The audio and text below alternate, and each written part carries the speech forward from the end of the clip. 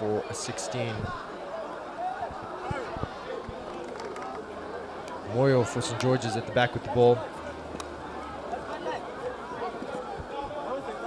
Looking for a pass to Mufua. They're being intercepted by one of the Falcon players. Ball's played into the middle by St. George's. Good pass by St. George's player. Some good footwork by the St. George's player. Right into the corner, needing some good skill to get this ball back into the D's. Decided to recycle it back. The ball being passed, unfortunately being lost out the baseline. No, it's been given a short corner by umpire Fari. I was unsighted there, but did you manage to see what happened? I'm also not sure what happened. Well, another short corner for St. George's. I must say, having coached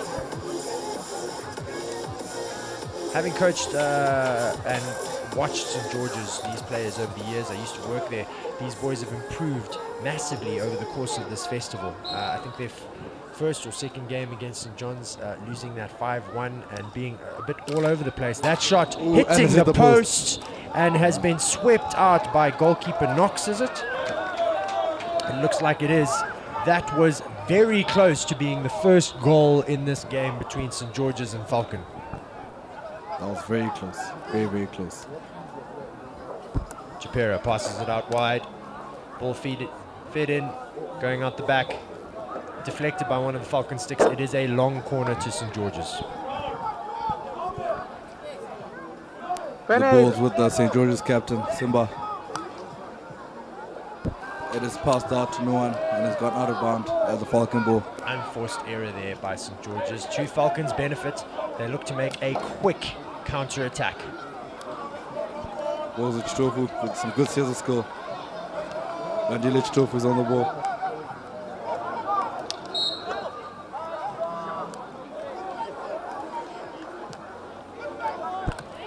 So Matt, are you still attending? What for? I'm in upper 6. Upper 6, so final year. Excited for that? We're very excited. It's a good year because we have sport, as we haven't had sport for 3 years. Very definitely. The last 2 years of upper 6 not being able to see their dreams of being perhaps getting their first team caps, maybe playing for their under-19 national team. So I think this is what makes this tournament all the more exciting. People being able to play sports again and be up for selection for their national sides. What sports are you involved in, Matt? I play football. Play football? I play football. Fantastic. You guys got quite a busy schedule coming up down there in Bulawayo? Yes, we do have a busy schedule, with our first game actually being in Harare against Gateway on Saturday. Fantastic. So are you going to Falcon this week and then coming back in the weekend? Yes, going back to Falcon tomorrow. Come back on Saturday morning. A lot of mileage for you there, Matt. A lot of mileage. Well, I hope you travel safe. Thank you, thank you. How are you feeling for the Gateway game? Have you guys been practicing during holiday or before at the end of last term? We had practice end of last term and our team looking strong, very strong. Feeling good about it? Very good about it. Good to hear, good to hear.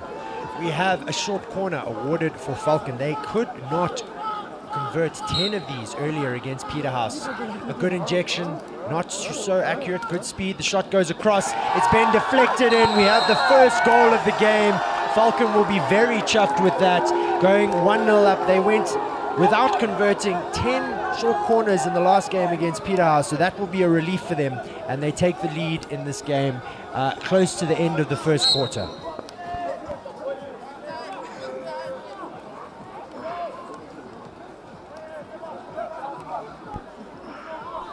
St. George's not keen to take that lying down. Look like they're trying to get on the attack, but unfortunately give the ball away on the left-hand side of the midfield there. Falcon looking to launch another attack. He's played into ball the leading through. Infringement by one of the St. George's players keeps Falcon with the ball just outside the George's 23.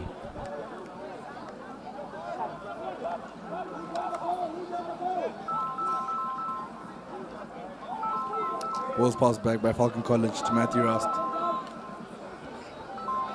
But Matthew Rust takes it out of bounds, putting it in the St. George's position. That ends the first quarter, an exciting quarter here. It's been quite fast-paced and frenetic from both sides. Falcon College getting just that one opportunity of a penalty corner and putting that goal away. St. George's putting a lot of pressure on Falcon in the first half of that quarter. What will we see in the second quarter? We'll see you after the 2-minute break.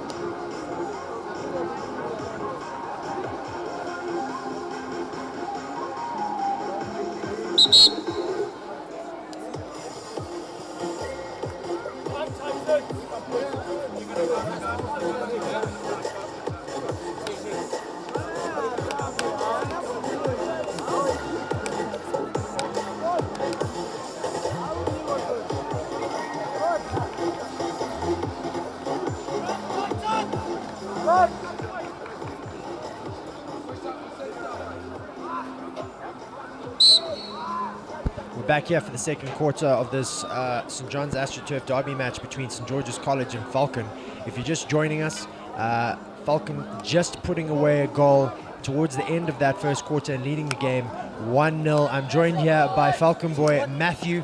How did you see that first quarter? What did you think of the attacks launched by St. George's and to no fruition in that first quarter, Matt? For the first 6 minutes of the first chaka, St. George's on the front foot, make it tough for Falcon College, getting 2 short corners. But as time went, it looked like Falcon College gained confidence, and that led them to them eventually getting 2 short corners, converting 1. Exactly. Couldn't have said it better myself, Matt. You being a football player yourself, what advice would you give to your fellow Falcon players here to try and get them a bit more into the game, maybe stopping that St. George's attack as we see the ball going up the right-hand side from Chaweshe here. He bangs it in. Falcon defense up to the task. I would tell them that to work hard, as this is going to be a long game, as there's still 2 other chuckers to go in the other half of the game. I just have to pass the ball, just like in football, pass the ball around, because the ball does move faster than the players. Very good. Let the ball do the work. I agree with you there. It is going to be, by the way these teams are running at the moment, it does look like fitness is going to play a big part in this. Is that quite a big thing that happens at Falcon College? Is fitness quite part of a lot of your training regimes? It is a very big part of our training regimes. As lots of people know, our school is in the Blue Hills, so there's lots of hills and running. So we are set for this fitness. And is it true, Matthew, that in Form 1, when you join Falcon, you don't walk anywhere, you have to run everywhere you go? It is true, you do run a lot. Only walking in your dorm, besides that you run everywhere. Well, some people would say that would set you up well to have very fit first teams in whatever sport you're playing, and every other team for that matter. That is very true. And we do run cross country every day. Cross country every day? Every day for like 3 weeks. And how long is that cross country, man? Depends on who's taking the cross country. Good. We see a bit of rough play there by the George's captain, Chapera. Lucky not to get away without a card there. Making it seem like he's playing a bit of rugby there. Tracking nicely, seeming to keep the Falcon number 9 at bay. That pass going out wide. Falcon picking it up on the line. Running into his own player, unfortunately, giving the ball back to St. George's. St. George's looking for a counter-attack. The ball going through, reaching their first player. Chaweshe, the forward, gets the ball, pulling it into the D. It's been swept out by the Falcon defender. Logan Flight for a long good corner. Set of defending there.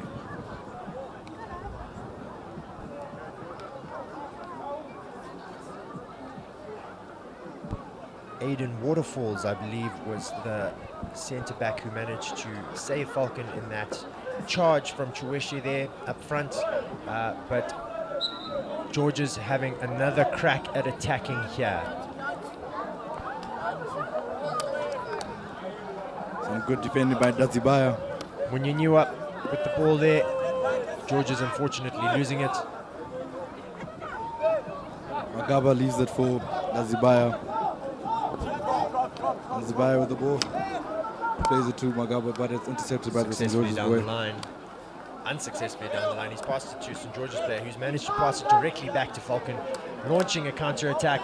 Back and forth, we have almost a tennis match here. Possession changes again. A through ball looking for that Falcon attacker, number 5. Wadi Sibanda, is that correct? It's Magaba. Magaba is wearing the number 5. Wandi. And that going just ahead of him, unfortunately. Turning back into the player by the St. George's, and it's resulted in Falcon getting the ball, but George's defense up to the task this time. Falcon still leading 1-0. St. George's desperately looking to try and get that back, but finding it hard to get out their own half at the moment.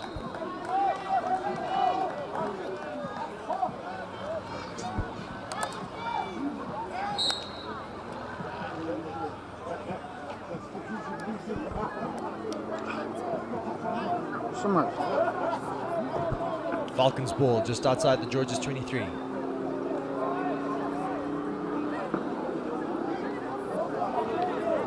Falcon looking to get his circle entry.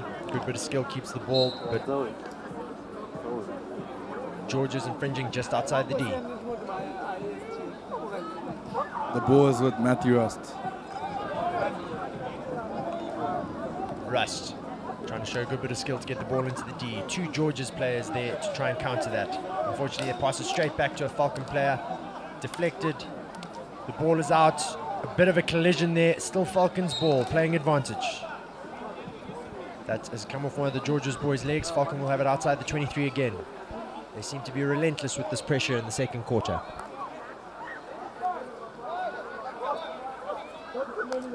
Passed wide to Mongeni Sambu. Sambu hits it in hard.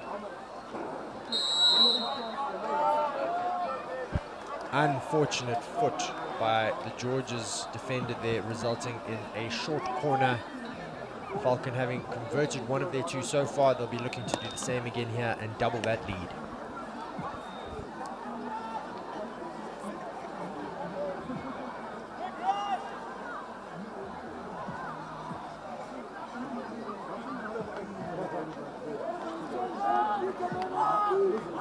Who have we got injecting for us in the short corner here, Matt? That's Logan Flight. It's played to Landile Chitofu. Hit Shot hard. coming in. Saved by one of the George's players. Just hit wide by Magaba. Wide by Magaba. George's looking to get a quick restart. Deciding to slow it down, let cooler heads prevail, and take it nice and slowly so that they can get a decent build on this attack. Back up into Falcon's half. Ball's passed very well by St. Open George's. run here. Chueshe in. I'm not sure what that was blown for. Perhaps a kick by the St. George's player before that cross happened. It will be Falcons ball just inside their quarter. Smacked straight back to St. George's. Ball's played out wide. Played back to the center. Played wide again, but it's intercepted by Ndazibaya. Played out to Mark Van Veek, but he doesn't get there. Massive cross there. I think that might be the way forward if Falcon want to get back into the D and try to double this lead. The George's defense seems to be stopping that hotline straight towards the goal. So if they get those switches in, it could definitely prove to be the way that they might get in, like St. George's are doing here, looking for that switch. Unfortunately, the marking too good by the Falcon number 9.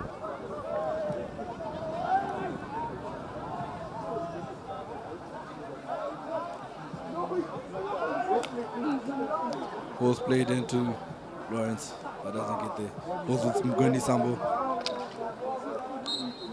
Looks like a foul by Lawrence. Right. Tell me, Matthew, have you been watching a lot of the hockey this weekend? I have, in fact, watched a lot of the hockey. Did you get to watch some of the men's national teams? Unfortunately, I didn't get to watch the men's national teams, but I've been here, they've been playing well. We've been watching the Falcon boys, though. Watched the And Falcon boys. how do you thought of the festival has gone for them so far? I think it's going very well. due to the fact that they haven't played senior hockey because of COVID. They've done very well. And this is in fact a very young team. In fact, only about 4 upper sixes playing, and most of them being Form 4s and lower sixes. Well, the Form 4s, the last time they would have played a full hockey season, they would have been in Form 1. So a learning curve for all of these boys and girls who've come to this festival. Why it has such value, these pre-season tournaments, getting them ready for the first full season of hockey, as you say, after our 2-year hiatus, after having our COVID break, if we can call it that.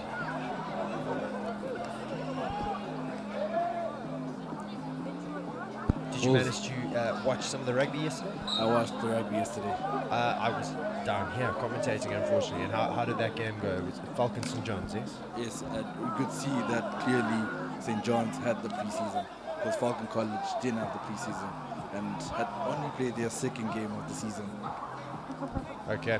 And these pre-season trainings are so important, particularly at schoolboy level, when it comes to your training, your fitness, and most importantly, when it comes to a sport like rugby, your tactics as well.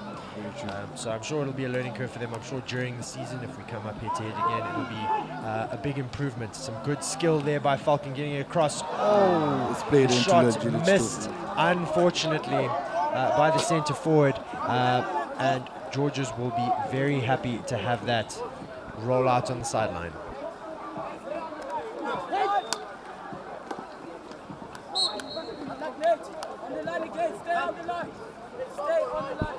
That stop going down the line from Falcon number 18. Georges passing the ball into the middle, looking to launch an attack here and try get rid of their deficit. Receiving the ball on the left-hand side. Some good marking by Matthew Rossley. Big tackle and good possession gaining there by Falcon, thwarting that Georges attack.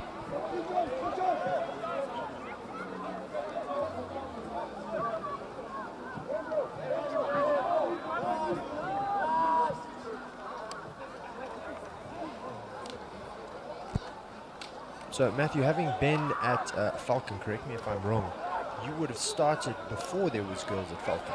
No, I started when they came in. So you were Form 1. When they introduced the 12 girls in Falcon. Okay, so how was that transition happen? Because now you've got well over 100 girls, am I correct? Yes, about 133 girls in our school. 133 girls, and that's in the space of, well, 6 years, your career at the school. Yes. That's incredible, and we've seen them playing here today. Obviously, 133 girls, nowhere near the foundation of a Chisipiti or an Arundel, but they've made a very good show at this festival. And how has that transition been, having girls at one of what has been for a very long time an only boys' sporting school? I won't lie and say that it's been easy. It has been difficult, as there's been a lot of change. But as a school, I feel like we've adapted to the change very well. And help the girls to mend in and feel welcome.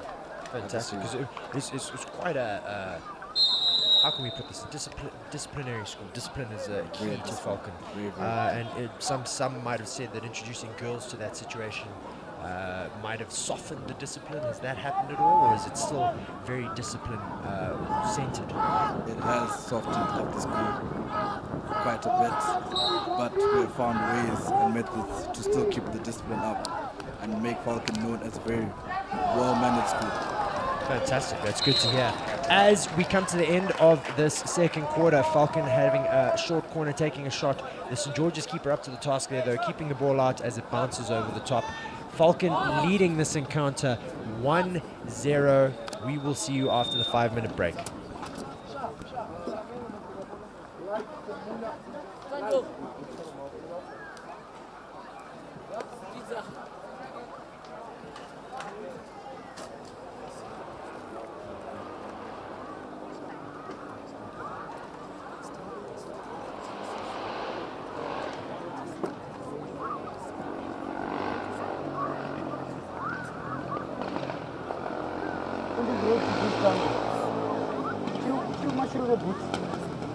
IST.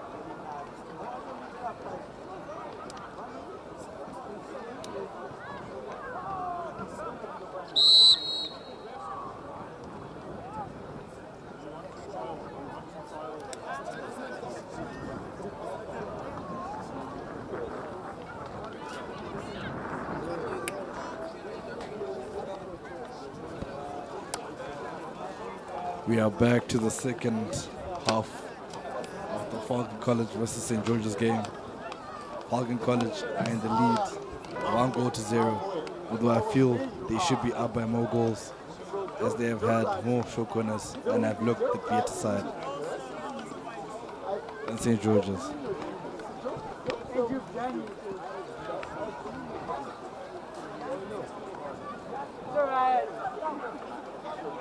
From what I'm hearing from my friends, Sean Kelly, Tinai Mukaya, and Tanaka Jaita, that this has been a thrilling game to watch and they are enjoying.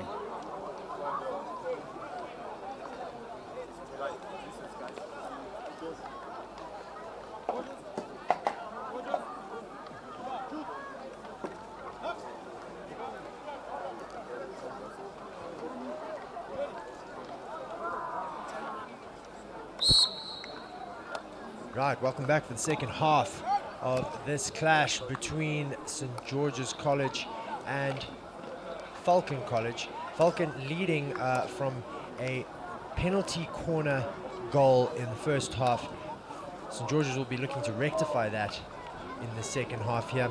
I have Matthew standing next to me. Matthew, what is the Falcon College first team hockey called? I know the cricket is the Talons, is that correct? Yes, cricket is Talons and our first team hockey is called Titans. The Titans. The Titans. Correct. George's, I know, are all the Dragons. That call was made whilst I was still working there. They didn't have different names to the teams. They are all the Dragons. So we've got the Falcon College Titans versus the St. George's Dragons. And what is your football team called? Our football team is called Mzala.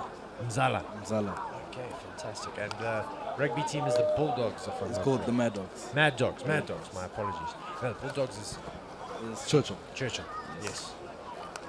Got to get back into these. Haven't had sport for 2 years, so got to reacquaint ourselves with the names of these first teams, particularly with all the sport that's going to be taking place in the second term.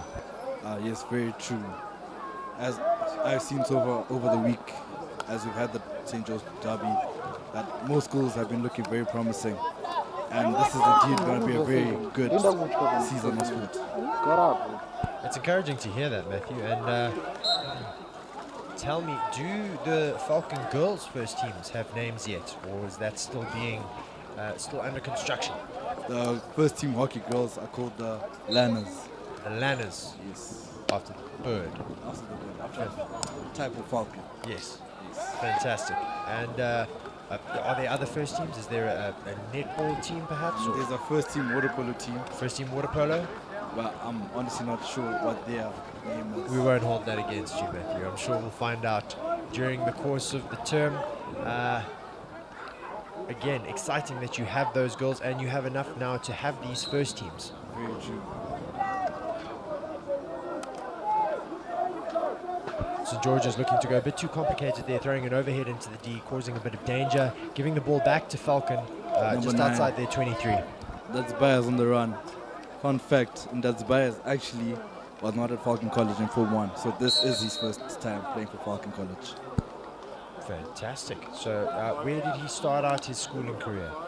I'm not sure where he was, but he came in Form 2, and he actually started playing first team tennis in Form 2. Fantastic. So quite the sportsman there. A fantastic run by Falcon. Great skill, trying to get a shot off, not able to, but able to get the penalty corner, the first penalty corner of the second half.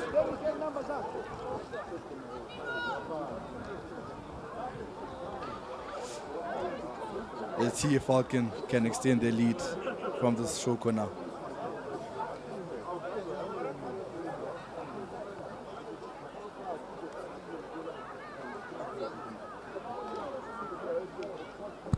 Quick team chat happening at the top of the D before the injection. They'll be looking for a good, fast, accurate injection. Slightly off, but it's well stopped. Oh, good good save save. by the St. George's keeper. It's bounced straight back out to the Falcon boys, though, looking to get a re-injection into the D. Bit of danger. Ball lifted off of St. George's stick, so the danger given in favor of Falcon just outside the George's 23. The pressure still being applied by Falcon here after the penalty corner.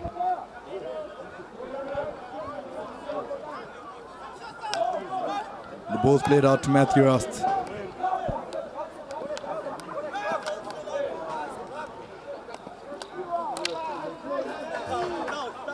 Good defense by St. George's.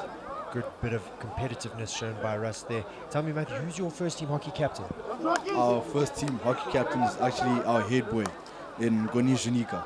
Okay, fantastic. And what number is he? He is number 7. Number 7. Fantastic.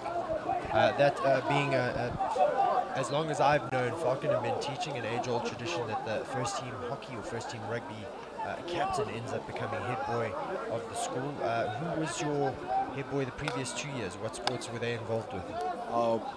Last year's head boy was Masimba Kwai. He played rugby. Rugby player. And the year before that was Matthew Schneider. He also played rugby. Rugby players. It does tend to be winter sports that get the head boyship for their first team captains. Good to hear that this year it's a hockey player.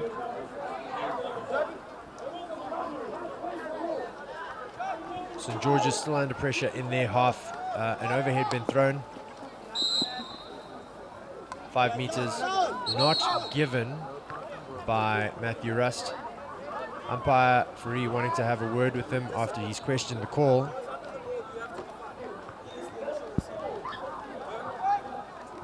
Having a stern word with the young man there.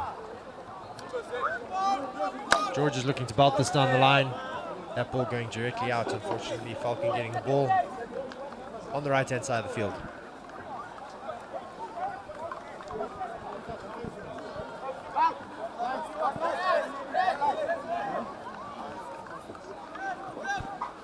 Overhead thrown by Falcon, picked up by St. George's in centre defensive midfield position. The ball was intercepted by Tando Sibanda. Poor pass there by St. George's. Falcon coming back for the counter. I don't think that ball was meant for Falcon skipper there. George is putting pressure on the Falcon defender, ball going out wide. George is having a chance at attacking here.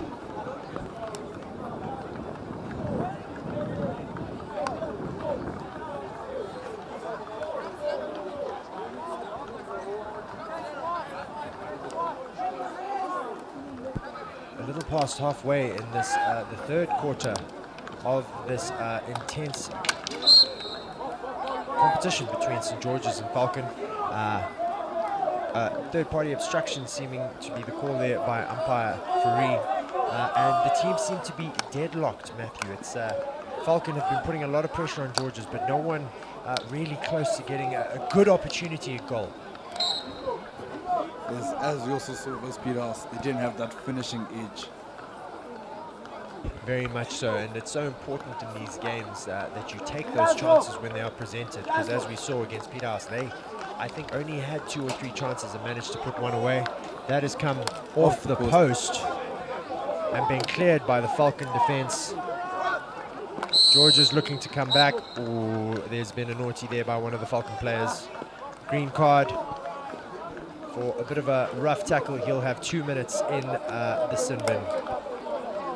Leon Dilic Tofu has come on, who actually plays football, but is helping out Titans.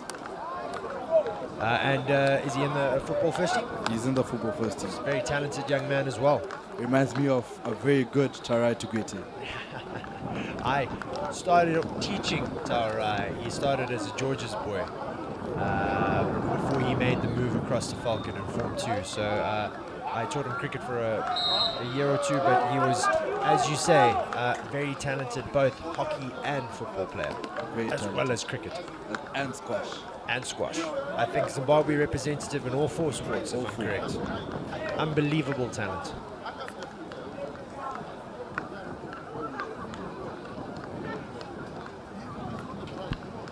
Short corner here for St. George's. Can they convert it and equalize against Falcon College? A little over 3 minutes left in this quarter.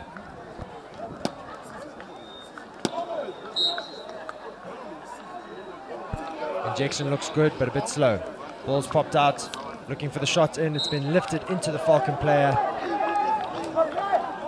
Georges will be upset with that, not really putting too much pressure on the Falcon keeper. You have to try and make them work to save those goals. Looking for that cross.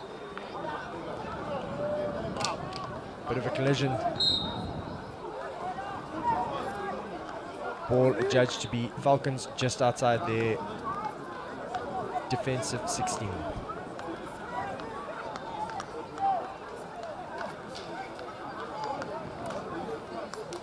Was it Leon Dilic Tofu?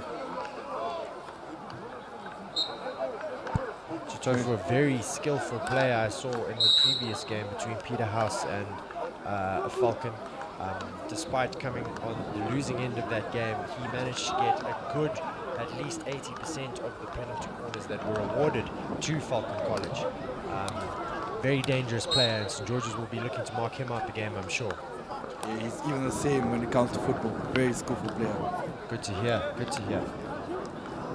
Matthew, tell me, do you live in Harare? I do live in Harare. So you're boarding full-time there. Falcon and St. George's get an attacking opportunity. Another green card has been issued here.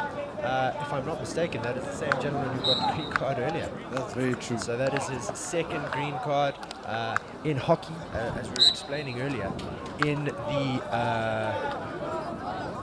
In the Zim men's match, it is possible to get the same card twice, even 3 times before it gets upgraded to the next card if it's for a different offense. So very possible for him to get 2 green cards and not having that card upgraded to a yellow just yet. Was it an by St. George's? But it is stopped by Logan Flights. Great bit of defensive play there by Falcon. That pass possibly a little bit too hard, but St. George's never looked like scoring there, Matthew. I don't know what you think. They were looking quite threatening, but a strong defense by Falcon College, which is in this game, prevented that. Very much so. The Falcon defenders didn't look panicked at all. Got the ball, got it out, and even looked to attack. Quite confident, and that's what you like to see in your first teams. Very, very true. The ball's with Tandis Banda, but there's a foul. Falcons ball in St. George's half. Can they make something of this with a little less than 30 seconds left in this quarter? Intercept by St. George's, coming back up the right. He's got a lot of work to do if he wants to get the ball into Falcons' half. Pulling a little bit too hard and getting it out on the side there. He's got the intercept, he's beaten the player. Now he's breaking away. It is just him versus 3 Falcon defenders. He has a lot of work to do. He's looked for the cross. Falcon player stopped it. That shot's gone across goal. Very nearly an equalizer there by St. George's College. A good run of play by them. Encouraging stuff, taking them into the 3rd break of this game. Very true. David Knox left it wide. He didn't look too worried about it.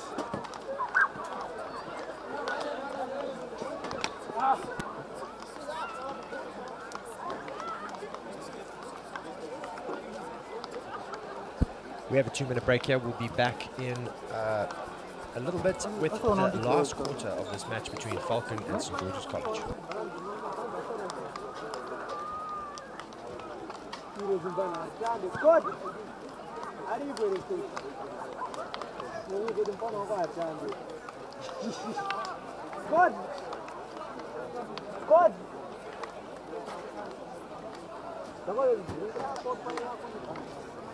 Scott! Thiago, muda a cor do pano lá, Thiago. Muda de pano lá, Thiago. Vamos ver, do pano lá, Thiago.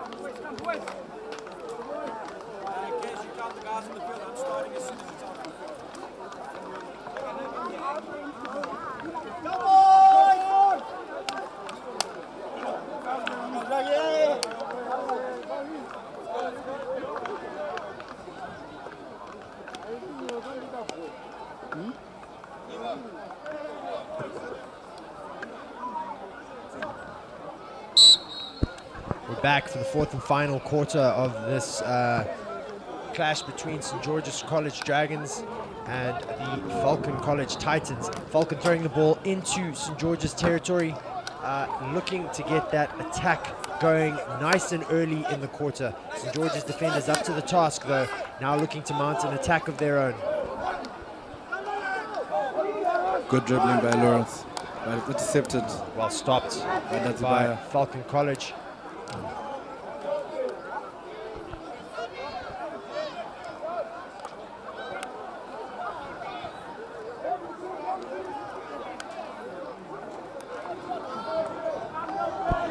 St. George's looking to get the shot here. Well saved by the goalkeeper, Knox. Unfortunately getting caught up in his defensive equipment, resulting in a short corner. The first one of this quarter for St. George's. Fun fact, David Knox is actually a former St. John's boy. Indeed he is. I taught the young man myself whilst here at St. John's. He has made the transition over to Falcon, also a very talented water polo player. Very, very good water polo player. Playing our first team water polo. He is, of course, also in the Zimbabwe national men's setup for hockey. Lifted ball there again by St. George's. They'll really want to look at start converting those short corners, seeming to have the similar issue to what Falcon had in the last game versus Peterhouse. Both played out to Matthew Rust. Rust with a good pass. St. George's infringing in the tackle. Good bit of skill there. Getting the ball into the D. Long corner for Falcon College.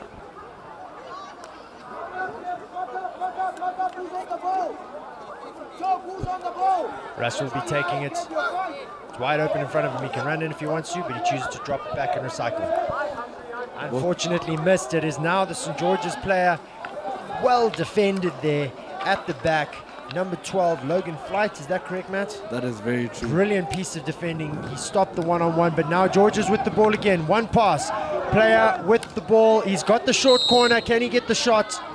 There is an injured Georges player, unfortunately, on the floor. Time has stopped. They will just check if he's okay or if the medics need to come on. The medics need to run on. We've seen this too often today, Matt. You don't want to see these players getting injured in a pre-season tournament. He does seem to be in a substantial amount of pain. We do hope he's all right. Yes, indeed, it does look painful. Seems to be something with his knee, perhaps his ankle, maybe a twist or a strain. Hopefully they can get him off and it's not a festival-ending injury.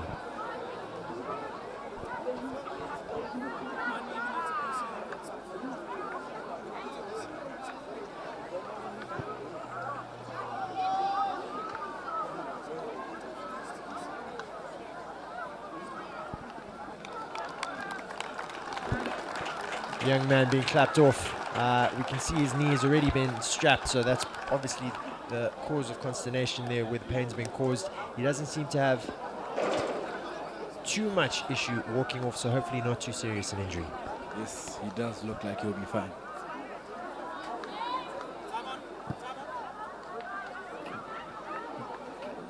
Time back on. St. George's with another penalty corner. Can they make this one count? Stopped.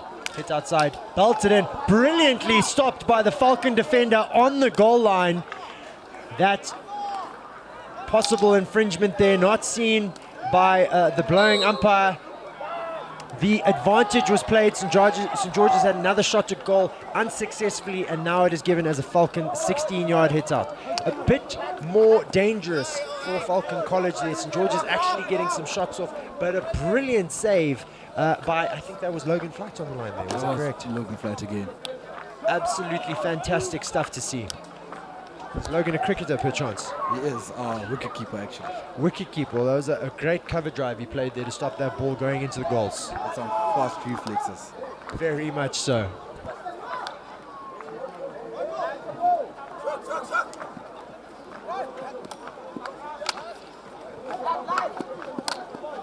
The ball is with Luandile Chitofu. Chitofu using his skill to try to get the ball into the D again. Stopped by one of the St. George's defenders. I think it's popped out though, so Chitofu's still with the ball. Will he take it quickly? George is having time to get back and defend. The ball's given to Headboy Nguni Janika.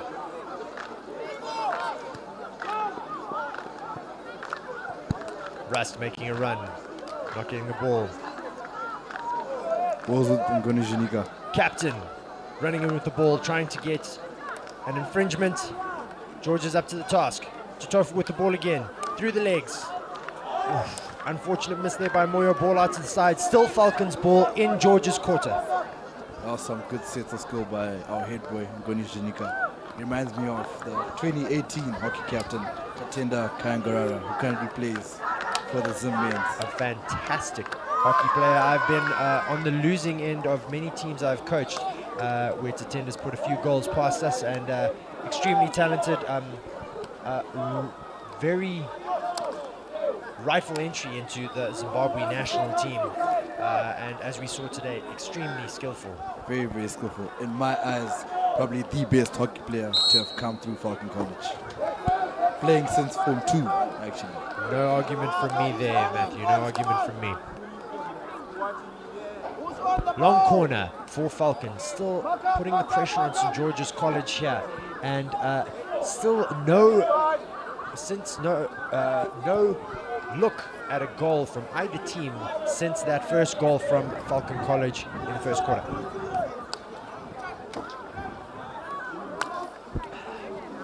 Breakaway, Niall Chueshe with the ball up front. Can he make something of this? He's looking for his team players.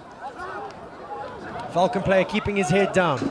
Where is his support? He's run it into the D. Falcon up to the task.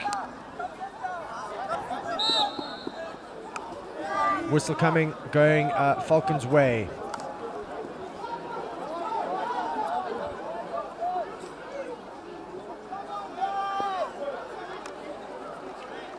Defensive press from St. George's quite wide out open. Falcon will be looking to clear this. And they have on the left-hand side of the field an unfortunate bounce resulting in the ball going out wide. Can St. George's take advantage of this?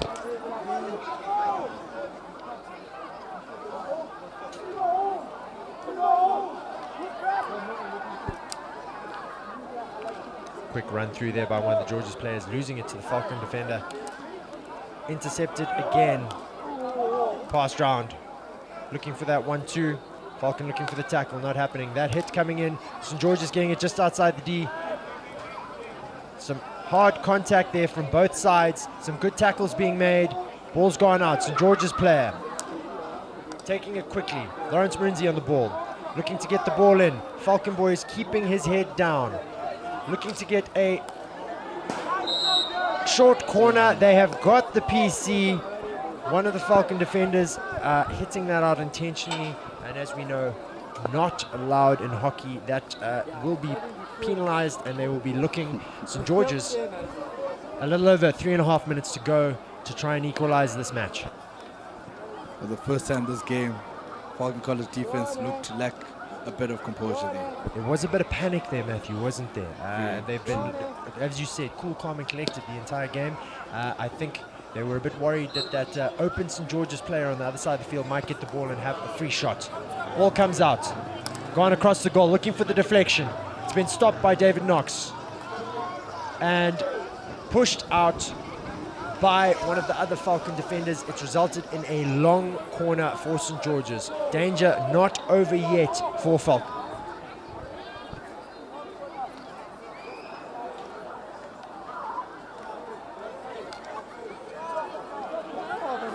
Captain Chapero with the ball, looking for a pass.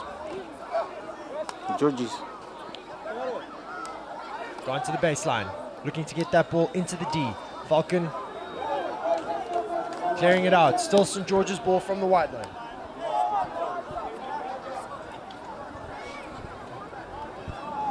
We have the next two teams lined up behind us here. I think we've got an encounter between Chisapiti girls and the Peterhouse girls. Always going to be a big encounter. Lots of rivalry between these two girls, having met in the final with the Golden Girls on numerous occasions.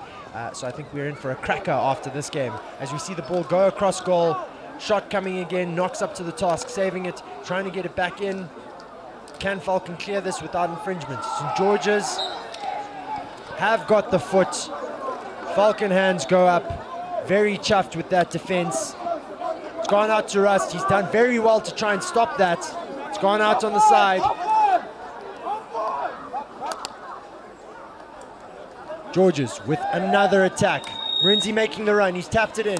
Falcon defenders up to the task, but it's back, straight back to the St. George's players.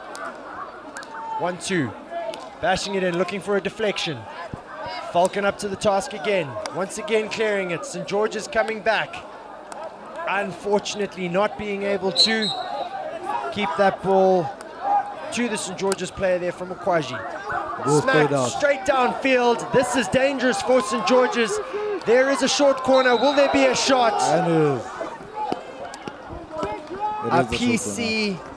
The ball coming off the foot of young Moyo, I believe that is. And how quickly Falcon can turn that defense into attack. That is very true. And as like I said in the first quarter, the ball does move faster than the players. And it was shown there. Especially in hockey, this can be, I mean, that was a period of 2 seconds. The ball's gone upfield, found the forward. Forwards managed to get the PC. Can Falcon put this game away? St. George's will find it very hard to come back with 30 seconds left.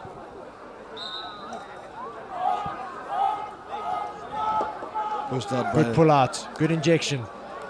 Looking for the ball across. Shot comes across. It's just missed. St. George's have 20 seconds. Now Chueshe waiting in the D. They're going to be looking to try and get that up as quickly as they can. Panic setting in. They cannot stop the ball. 10 seconds left. Shot coming up. Stopped. It's bouncing. Well stopped. Ooh, not quite well stopped. Chueshe looking to get the steal. 2 seconds left. And that is it. Falcon College ending up winners by 1 goal. St. George's devastated, as we can see on the field. Sticks going down. Not quite the 5-0 encounter we were expecting, Matthew, but an exciting encounter nonetheless. Very, very exciting encounter. And it has indeed been very brazy, a very good game.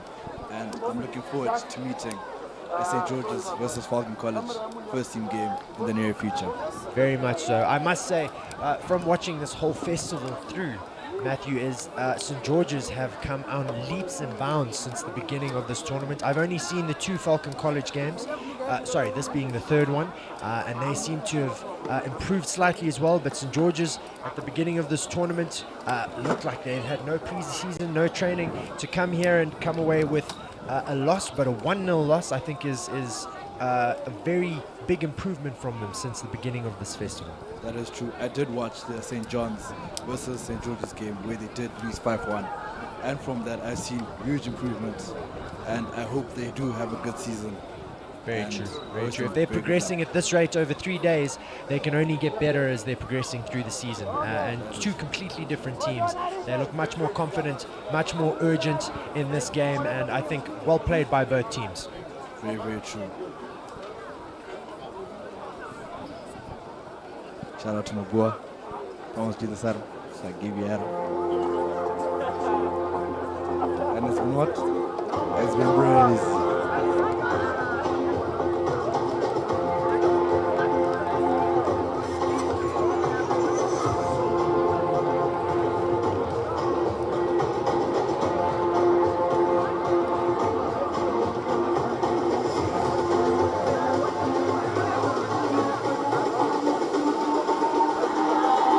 It's all about humanity.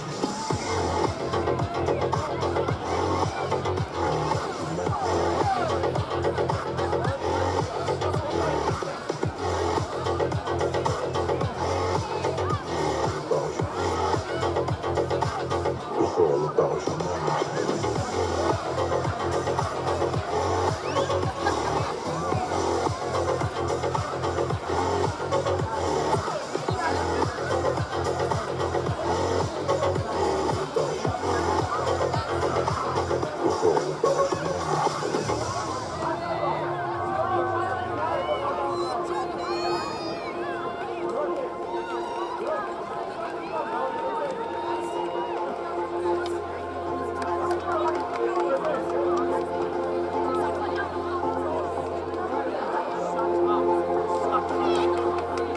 all about humanity.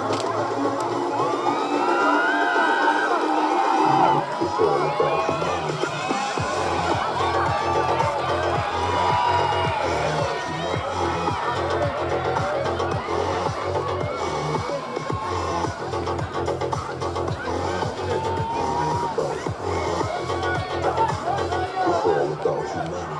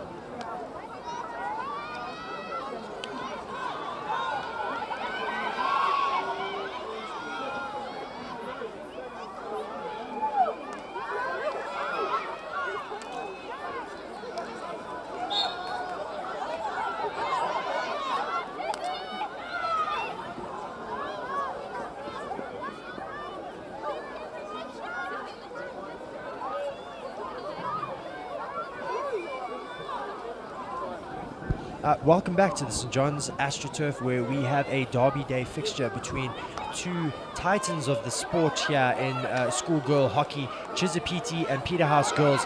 Chisipiti applying the pressure very early on in the game, looking to try get a shot off. A foot from Chisipiti in the Peterhouse D has relieved the pressure for Peterhouse a little bit, and they've have a 16-yard hit out.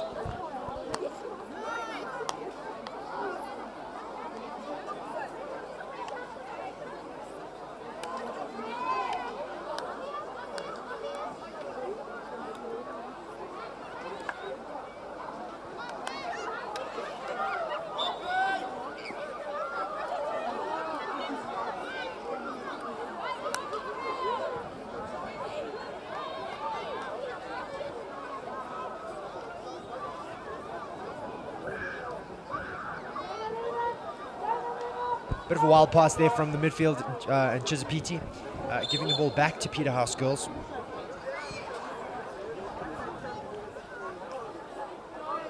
A little over a minute into the game, Peterhouse now looking to get their first chance into the Chisapiti D.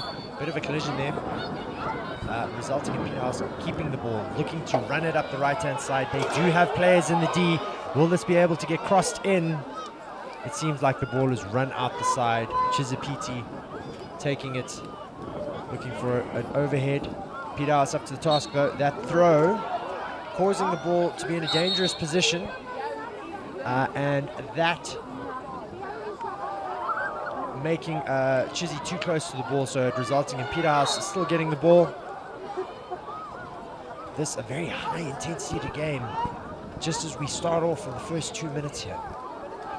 They've come out very fast from the starting blocks, but yeah, they've managed to keep possession very well, the Peterhouse girls. Perhaps more to keep the cold away than anything else. The temperature has dropped here at the St. John's AstroTurf, and if anything, I wouldn't mind being on this turf running around, getting my heart rate up and keeping the blood pumping. Yeah, most definitely, hey?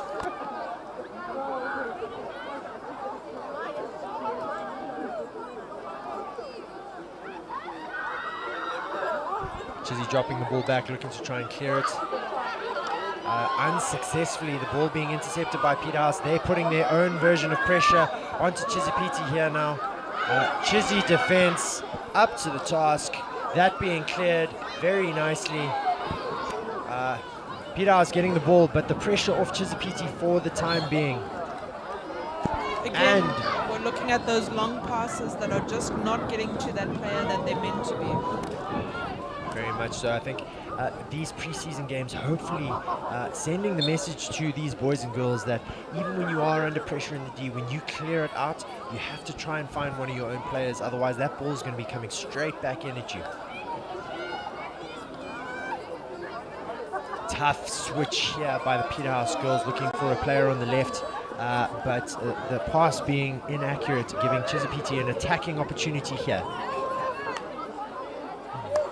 Deciding to drop the ball back. Good tackle by Peterhouse. They launch their own brand of attack. Nice clearance. Peterhouse player gets a touch on it. Will she be able to catch it up? The ball might win this contest. It does. It rolls out the back. A 16 for Chisapiti.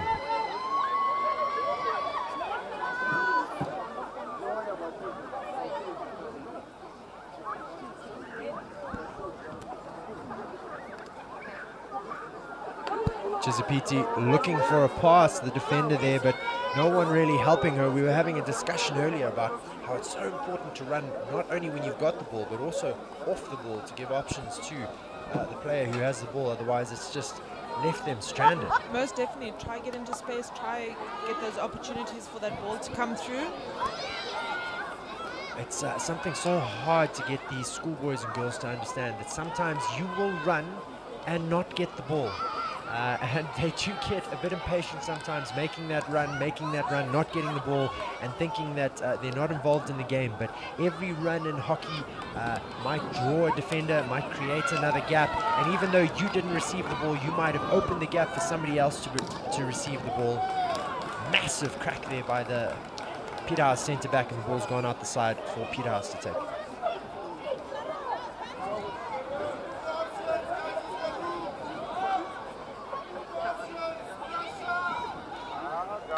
One of the very few times that Chizzy is playing in Peterhouse is 22 of the evening. Peterhouse getting it back up the line. Can the Peterhouse number 12 catch up? Ball's Oh, she gave up on it there. I think if she put a little bit more of a foot on the gas, she might have caught up, but it would have been her 3 Peterhouse defenders between one of her other teammates.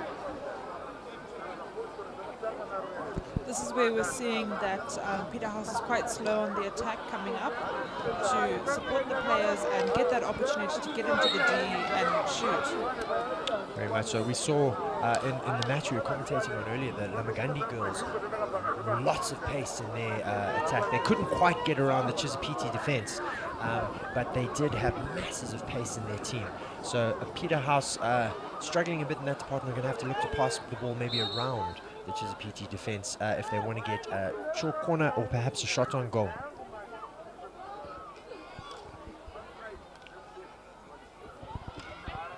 Taken from where the infringement took place. Very important in hockey that it is within a playing area of where the foul was committed. Threaded through, unfortunately not stopped by the Chisapiti right midfielder, but a very good pass from the back there, resulting in a hit out for Peterhouse on the left-hand side of the field. Nicely stopped. Can Chizzy have a counter-attack here? Looking for a pass forward. Briefly stolen by the Peterhouse girls. Chizzy foot, Peterhouse playing advantage. As we were saying earlier, that schoolboy and schoolgirl, just that accuracy of the passing to the person and running your lines, but unfortunately they're just not meeting that person that they're supposed to go to. Exactly, as we see that happening there again, a nice long pass but going straight to the stick of a Peterhouse player. They seem to think that going forward is more important than finding their own player. Peterhouse having a few shots at goal here, missing the first one, creating a bit of danger. A 16-yard hit out awarded by umpire Michelle.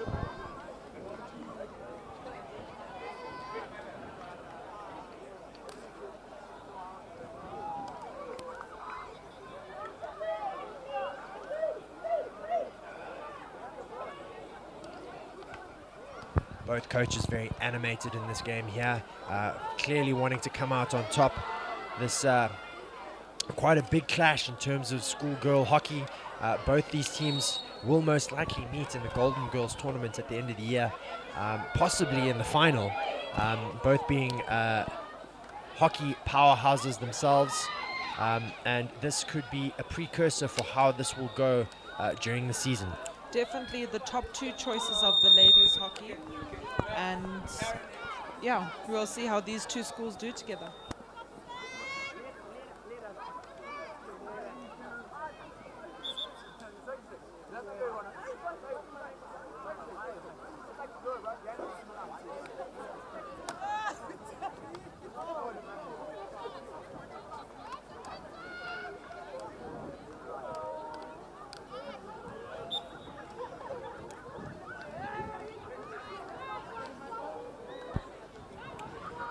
Little technical difficulty there, but we're back with you now.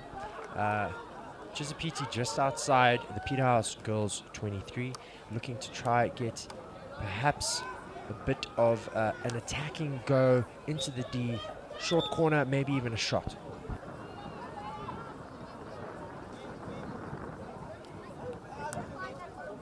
Chisapiti with the ball again. Peppered, the goal scorer from the last game, making a run, looking to recycle it back round. Can this get injected into? It does go into the D, not to a Chisapiti girl stick, much to the dismay of the Chisapiti bench.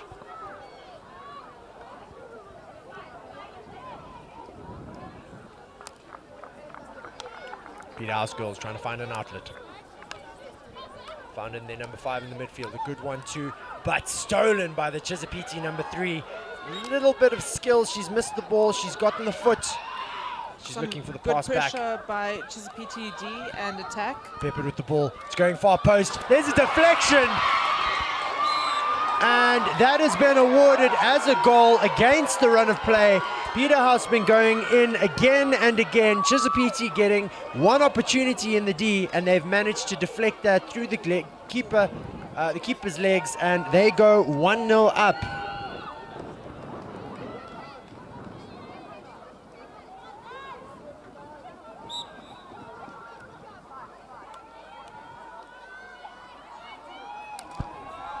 cracking shot from Peterhouse to get the game started again. Ball's gone out the back for 16 from Chisapiti.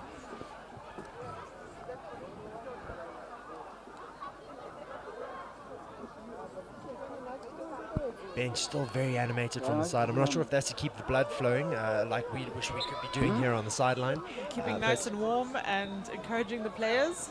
Very much so. Peterhouse with their own version of the attack. Some spectacular skill, looking to get the ball in. There's a foot just outside the D.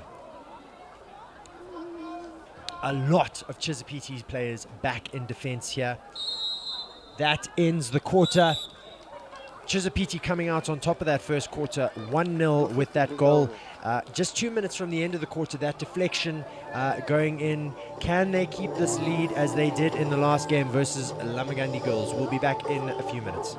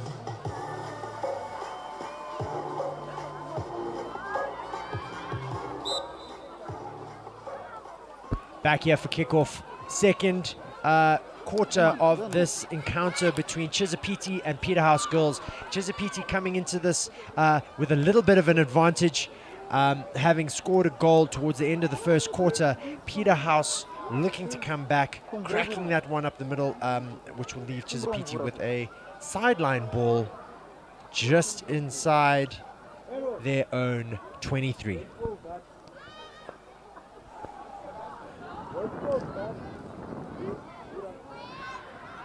Some firm words from both coaches on the sideline to the girls. We've seen some exciting hockey that looks painful on one of the Peterhouse girls' ankles. She's coming off for a sub. That, especially in this cold weather, can be very sore. Although we've seen some scintillating hockey here so far, both coaches seem to be a little bit unhappy with both their teams.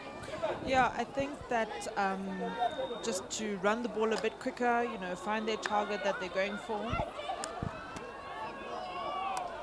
A great long pass, which we haven't really seen going to Sticks. It's a good bit of skill. She's got so many players to beat, though. You cannot dribble the whole team by yourself. Chisapiti player beating one, beating two, getting it to her forward, who now looks to turn and run with it. Peterhouse defender up to the task. Trying to take the ball with a little bit of an advantage, has to take it back where the infringement happened.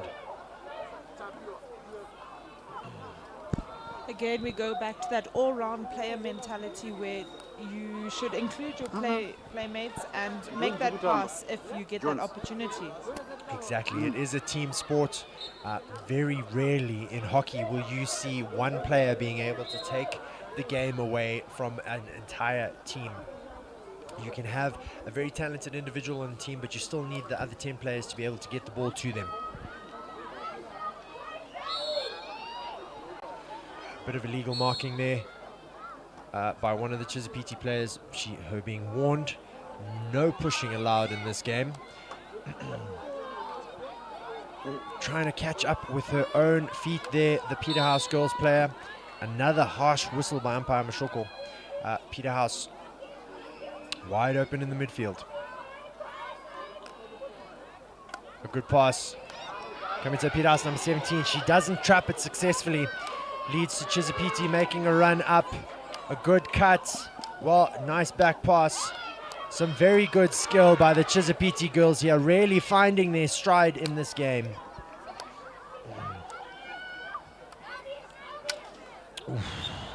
an unlucky miss there. Hits one of the Chisapiti girls' feet. It will be Peterhouse girls with the ball just outside the 23, looking to make a comeback.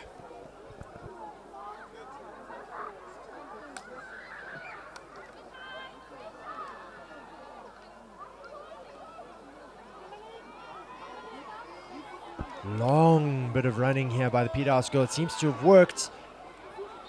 She's gotten it to a player out on the wide right-hand side. A good run being made by some of the Peterhouse attackers. How will they look to get through this wall that is just Chisapiti defense, which is instantly turned into attack?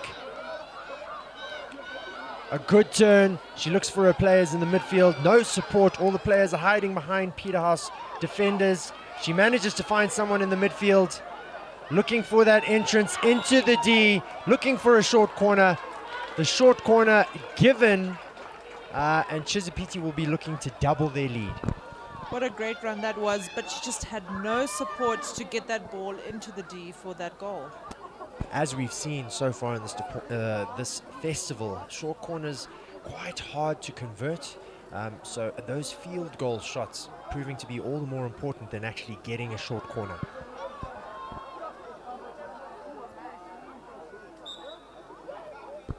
Injection, accurate. Not stopped well, but stopped by the backup player. Passed out wide.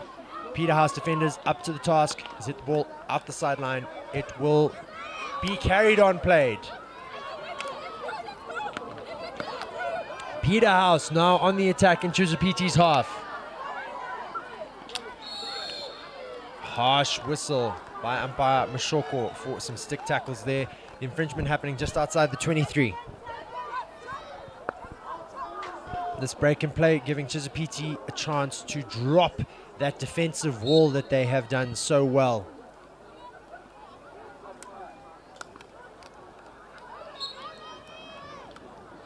Peterhouse girls get ball again. Looking across a little bit too hard. Peterhouse getting it back.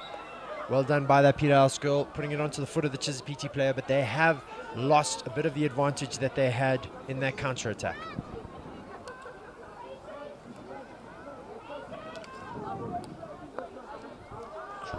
Great skill there with the one-handed stop. Can Peterhouse find a way through this wall that is the Chisapiti defense?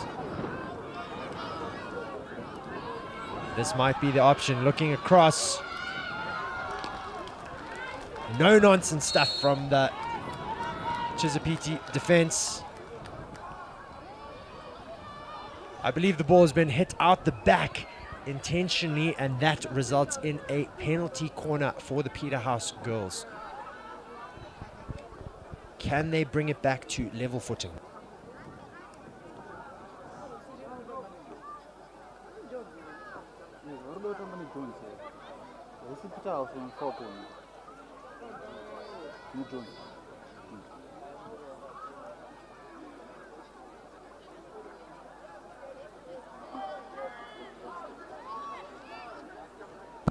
Six Peterhouse girls waiting for this attack.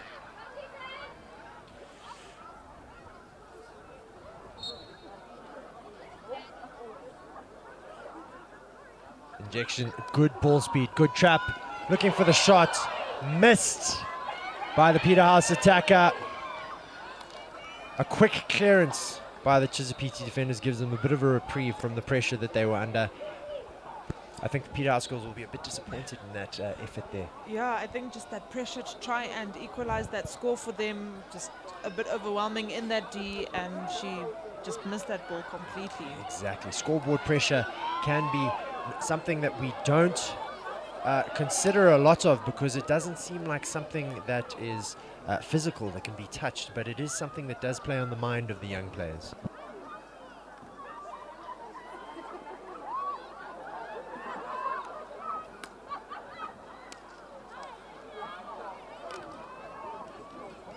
Clearance by Peterhouse girls. Chisapiti managing to get on the left-hand side of the field.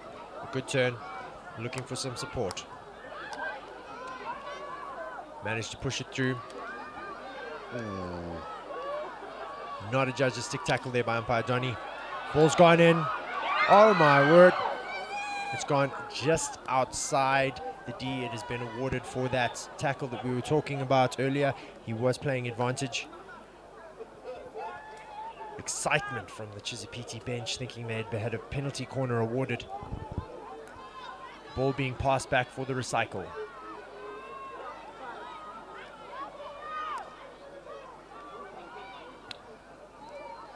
Chisipiti looking for a way in. Smashed in across goal. Oh, another chance of a deflection there. Sadly not going in the direction of the goals. And they will have to reset for the Peterhouse Girls 16.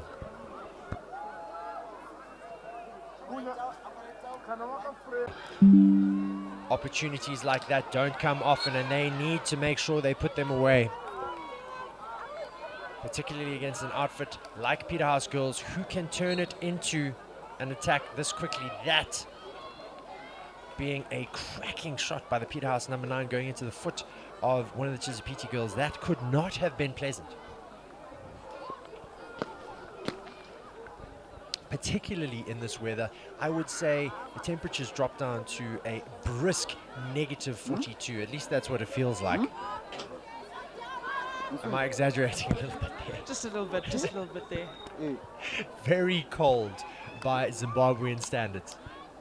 Once again, that Peterhouse attack just cannot break through that Chizzy wall. Looking to try beat the player on the inside. Peterhouse up to the task. They've made a run through. This is a break against play. Illegal tackle by one of the Chisipiti girls. Peterhouse getting another chance to line up against this Chisipiti defense.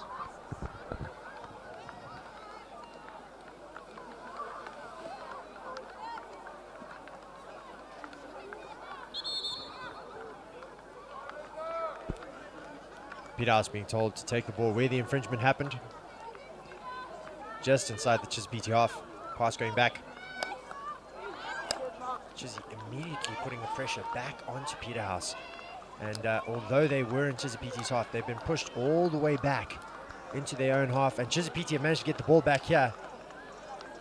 Still in possession of the ball, looking to make a counter-attack of this. Wide pass. Peterhouse, defender, on top of it, managing to get the ball, getting pushed off of it by the Chisipiti girl. That infringement not allowed. Umpire Donny giving the ball to the Peterhouse girls. Right, Peterhouse now back in the Chisipiti half, giving it straight back to Chizzy. Chizzy 1-2ing it up the field.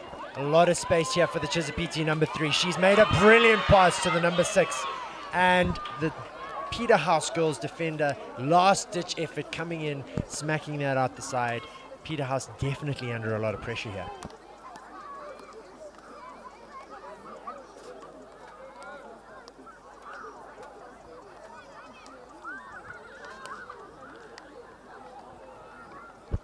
Ball coming out, looking for one of the Chisipiti players. Centre back has made a brilliant run up the left-hand side. That unfortunately has been judged obstruction by umpire Mashoko. You cannot pull the ball onto the one side of your body. It's gone past. Can she get the cross in? Brilliant save by the Chisipiti keeper, and that brings the quarter to an end there. That could have been very dangerous for the Chisipiti team, but the goalkeeper up to the task where that run of play had their defense a bit too far up the field. Yep, I think the defense had overcompensated and they had a good run from Peterhouse. Unfortunately, just not enough at the end. Brilliant work by the goalkeeper. That brings us to the halftime break, which should be about 5 minutes. We'll be back with the second half here.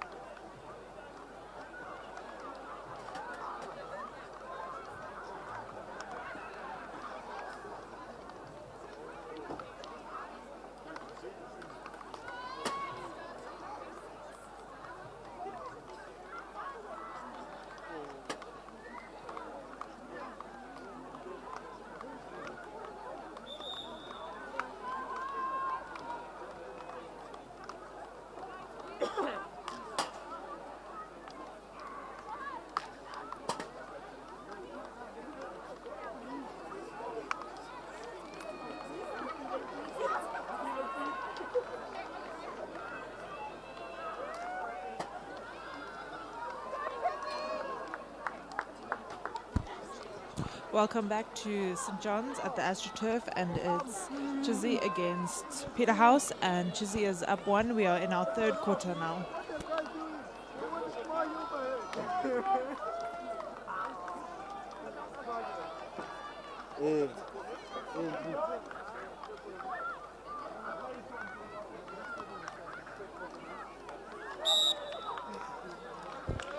Welcome back to the St. John's AstroTurf for the final day of the St. John's Hockey Derby Day.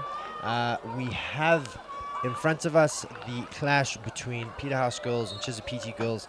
Chisapiti being slightly ahead, having scored a deflection goal in the first half and leading this encounter 1-0. Looking to get an attack going straight away.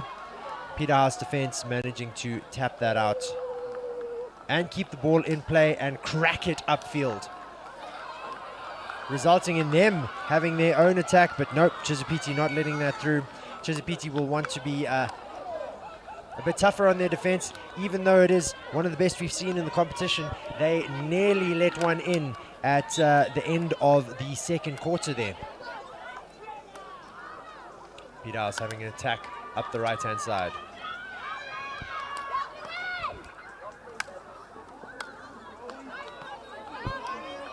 Well stopped by Peterhouse, ball going back up the right wing and rolling out the back for a 16-yard hit out.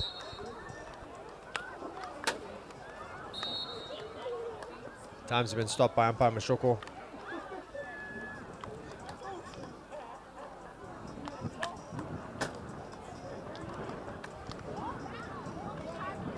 looks like there is going to be a card given here to the Chizipiti centre-back for an infringement that happened on the left-hand side of the field.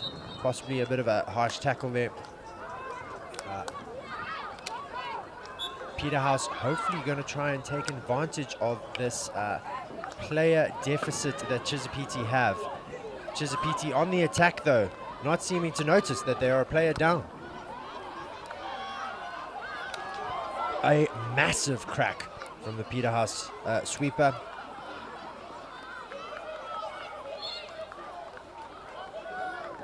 Peterhouse have the ball just outside their 23.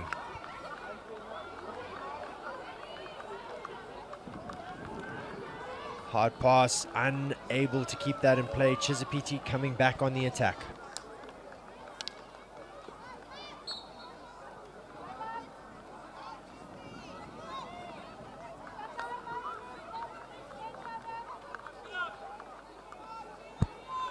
Chizipiti player looking for some support, not finding any.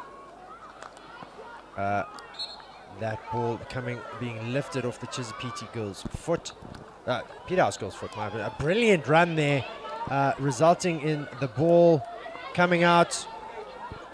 Chizipiti looking to find a way through these Peterhouse defenses. Once again, Chizzy just waiting for their attackers to come up. There's not many attacking players for Chizzy in the D, and maybe too slow of an opportunity for them to get that goal.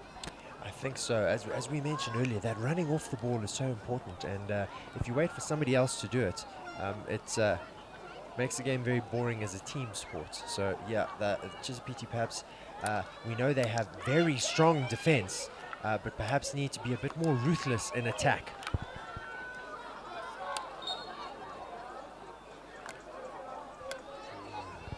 Infringement just outside the Peterhouse 23, give Chizipiti the ball once again.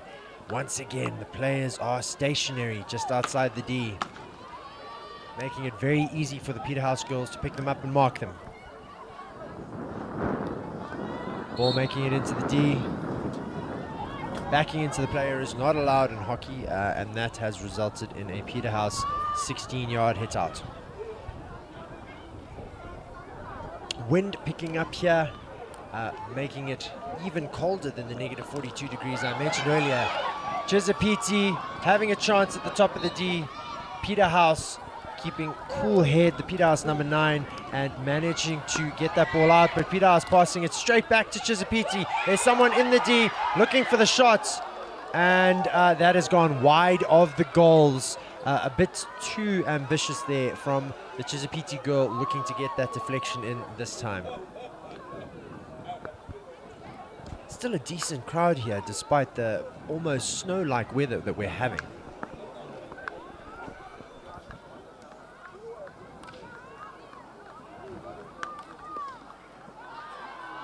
Some might say ideal hockey conditions.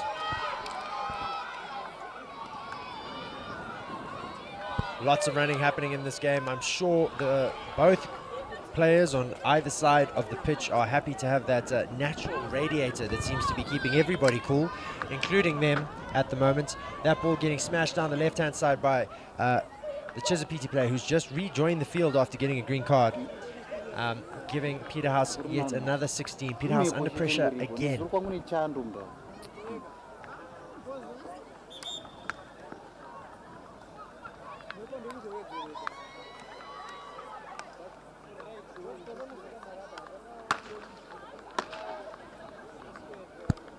Ball being taken from the sideline.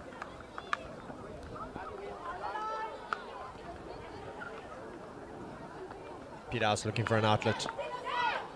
Nobody moving for the Peterhouse girls at the moment, forcing them to pass the ball directly to Chizipiti once again. And as we've mentioned time and again, these inaccurate passes just proving to be to the detriment of both teams at the moment.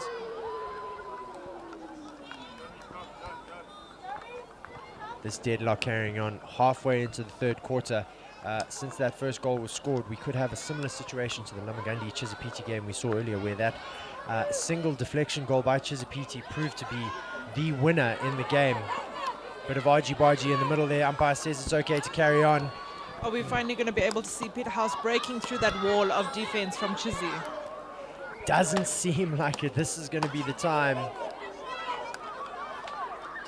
Pressure being put on, and the ball going out wide. Peterhouse having another attacking opportunity on the right-hand side of the field as they go into Chisapiti's 23.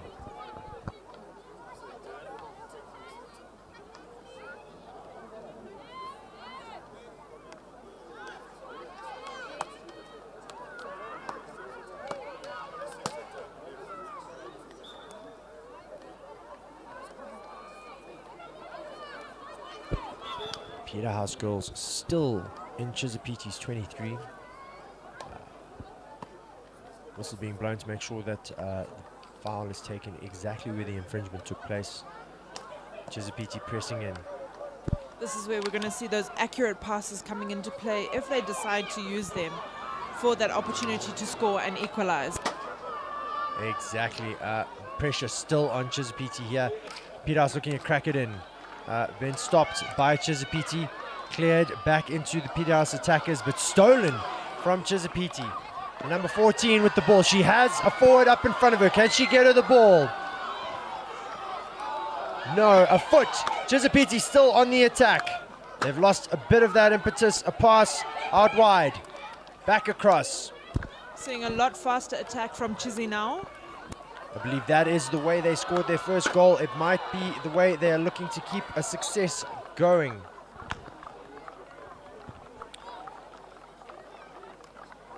Peterhouse ball just inside their own half. Chizzy having the time to get back and set up that great wall of Chisapiti that we've come to know cannot let anything through.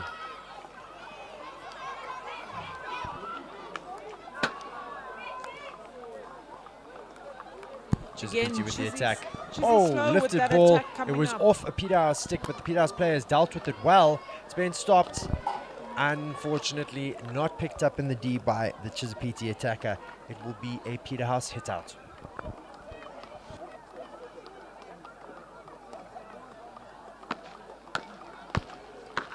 Peterhouse looking to get the switch in.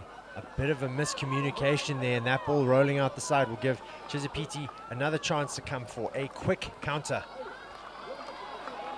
Chizzy into the D, towards the goal, looking for that deflection. A brilliant on the goal save by the Peterhouse defender. Unfortunately, her stick turning in her hand, resulting in a back stick. Because she is the last player on the line, if there is an infringement, it results in a penalty flick.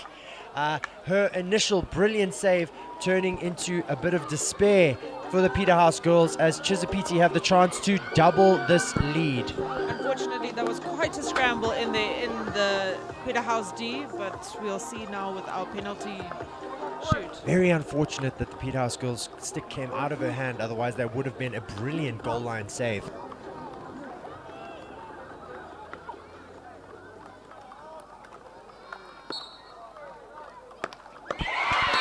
Great flick by the Chisapiti number 5. That's gone top left. Nothing the Peterhouse goalkeeper could do about that. They have doubled their lead here in the third quarter. A little under 2 minutes to go. And Peterhouse are going to have to get their skates on if they want to catch up and equalize and possibly take lead of this match. But at the moment, not having that attacking impetus that is needed to try and get into the Chisapiti D. We're going to see this Chizzy D come into play with their wall, and hopefully they can hold off this attack from Peterhouse now.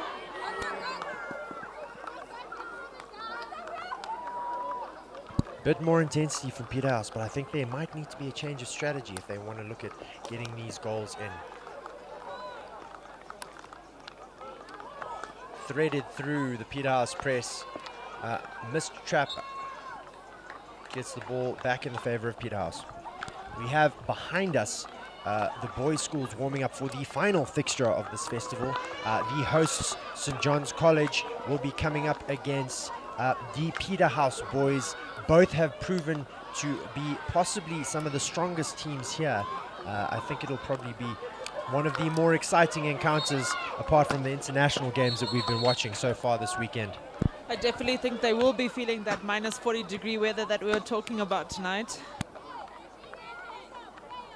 Very much so. They do have their warm-up tops on. Hopefully they have done a bit of running, done a bit of warm-up, make sure the muscles are nice and warm and prepared for the game. This is definitely the sort of weather that can get a couple of muscle strains if you have not adequately prepared for the warm-up that you're going to be doing. Chisipiti making a break towards the Peterhouse girls. A great turn, a little bit too much enthusiasm on that ball into the corner. That brings us to the end of the third quarter. Chisipiti leading by 2-0. We'll see you after the 2-minute break.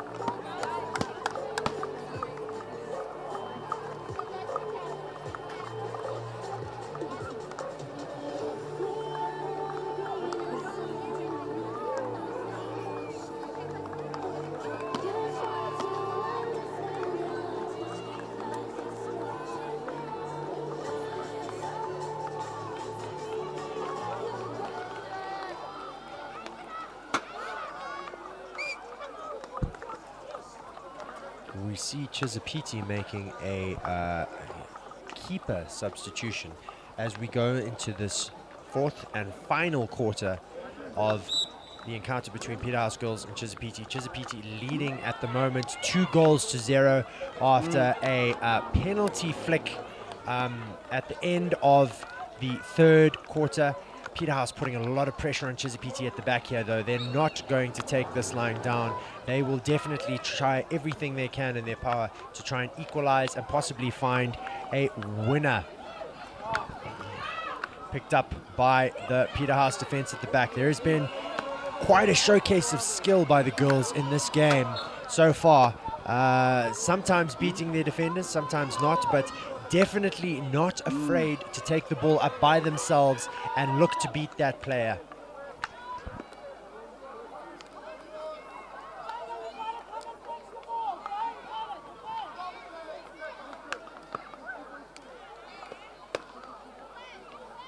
Another fancy bit of skill by one of the Chisipiti midfielders. Manages to put it onto the foot of the Peterhouse girl defender. They have it just outside the Peterhouse 23. Chisipiti not going to make this easy on Peterhouse. They will look to extend their lead even further and perhaps keep Peterhouse completely out of this game.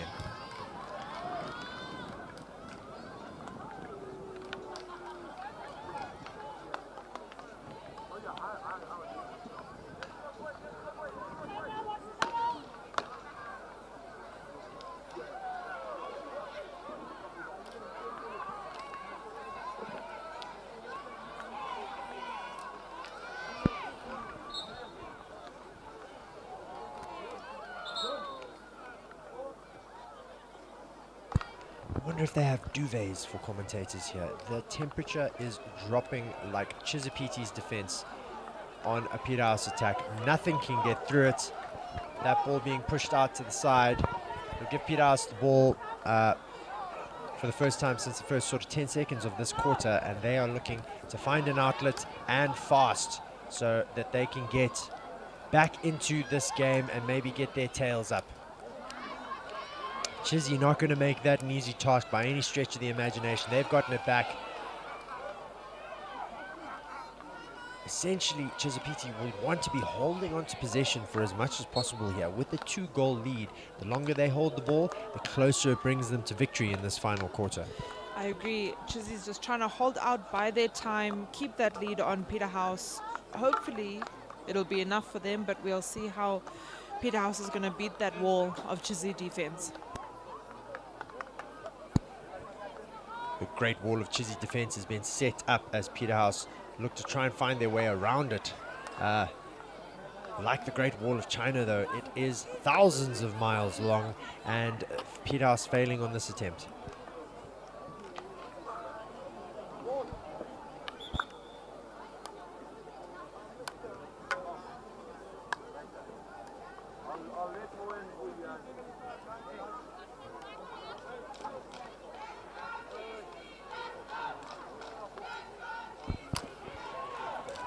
Threaded through from the back by Chizapiti.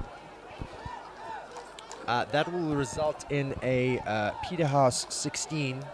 I don't think Chizapiti will be too unhappy with that, though. All time spent in the Peterhouse half at the moment is to their benefit. Pass and back, a dangerous lift that's been given to Chizapiti right in front of the Peterhouse defense. The ball going Chizapiti's way, again just outside the D. Another attacking opportunity for them. Ball having to take place exactly where the infringement happened. This is going to be a great opportunity for Chizzy to increase their lead on the Peterhouse It's ladies. a great pass out wide. Unfortunately, no one there to receive it.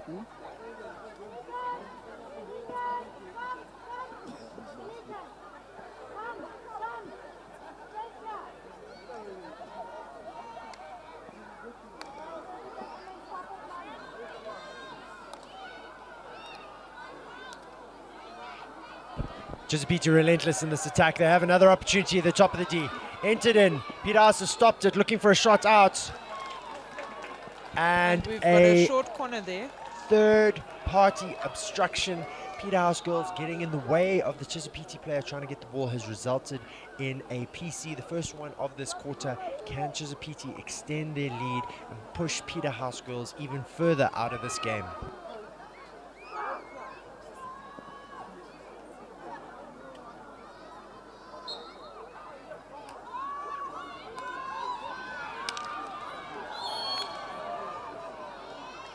"16-yard hit out being given there by umpire Mashoko. Deep breaths needed by the Peterhouse girls if they want to keep cool, calm heads. Cool not being the problem in this weather, but calm heads at least, so that they can perhaps come back and get themselves into this game. Looking for a second like they're broken through there, but the Chizapiti wall moving back and being as impenetrable as ever. Do we have an opportunity here by one of the Peterhouse forwards? Of course not. Chizapiti defenders there, smashing it out the side. Still Peterhouse's ball, but they're going to have a tough task getting around these Peterhouse girls, the Chizapiti girls in the D. Peterhouse just can't seem to find that space that they need to get into that D to equalize and bring up that score. They do seem to keep passing it into these cramped and crowded positions. I think space would be the key word that they're looking for. As we can see on the right-hand side of the field over here, there are plenty of Chizapiti girls where the Peterhouse girls are passing the ball. Unlucky miss trap there by the Chizapiti girl. Peterhouse defender has had the ball stolen from her.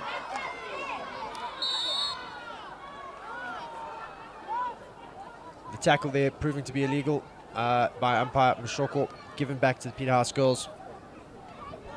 A little over halfway into this final quarter. That overhead not going well at all for Chizapiti. Going well for Chizapiti, not going well at all for Peterhouse. Ooh, I think we could get a naughty card here. That tackle, very careless. You have to promote skillful play in this game of hockey, and that is not what Peterhouse girls needed, especially being 2 goals behind. Is Chizzy going to be able to utilize this man down and get their scoring opportunity in?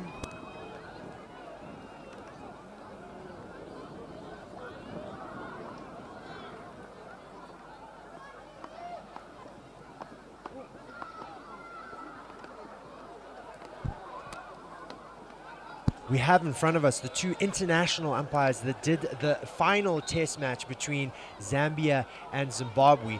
And they will be blowing this final match between St. John's College and Peterhouse boys, just showing you how important this match is. Even though schoolboy level, it requires the skills of these highly experienced international umpires. I've got Bryn Lowe with me, right next to me. Bryn, what are your thoughts, having umpired a couple of these games so far? What are your predictions for this game coming up between Peterhouse and St. John's? Well, Rick, first of all, it's been an absolutely fantastic tournament. The things we're going to be looking for, hopefully, these guys, I think it's going to be a really, really fast game. Very physical, I might say. It's going to be a tight game. These guys want to beat each other, so it's going to be a phenomenal hockey match to watch. Both teams having scored plenty of goals in the tournament so far. They have some of the top goal scorers in the festival. And I think it's going to be, as you say, quite physical. How do you look to control that but keep the game exciting, Miss Mayers? The most important thing is control the controllables. You know, if you get the small things right, if you're accurate with the small things, the big things sort themselves out. So set your standards early, as any team will tell you, and you as a coach, you know. If you set the tone, you know, then the game just manages itself. Fantastic. Thank you very much for that. Good luck to the both of you for this last game. We have another PC for Chisapiti, who are already 2 goals ahead. Can they stretch their lead and put the final nail in the coffin for Peterhouse girls with a little over 2.5 minutes to go? I think they utilized that man down numbers well, but it was a bit of a scramble in the D, but we're going to see if they can get that short corner for another goal on the board. Lining up the injection. Injection seems good. Trap, a little bounce from the trap. It's gone out wide. It's been passed across. There's a shot still coming in. It's a backstick shot. It's lifted. The first shot on target cannot be lifted for a penalty corner. Umpire Mashoko giving that as a 16-yard hit out. The chance of a draw seems to be slipping away for Peterhouse girls here as they are taking their time at the back. Just over 2 minutes to go. Chisapiti also putting a lot of pressure on these Peterhouse girls just to get the ball out of their own half. Chizzy is not giving these Peterhouse girls any opportunity on this attacking side. Another fantastic set of passes. Ball going across. Well defended by the Peterhouse girls. Defense is not what they need at the moment, though, as they need to get into the Chisapiti D and try bury one of these goals with 1 minute and 30 seconds to go.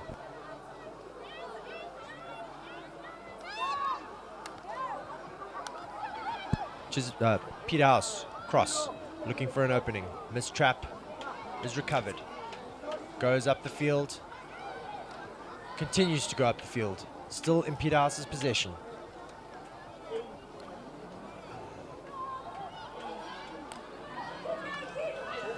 Chisapiti putting the pressure on. Peterhouse have the ball. Looking for a way through. They seem to have found it. Could this be what they need? Could this be half of what they need to get back into this game? A great tackle by the Chisapiti player. The ball has been lifted. Under a minute to go. Peterhouse looking to get the ball in. It's been cracked in. Peterhouse in the D. Chisapiti once again proving that wall is impenetrable. There is no way through that Chisapiti defense, as they go and look for a final attack to maybe even extend this lead in the last 30 seconds of the game.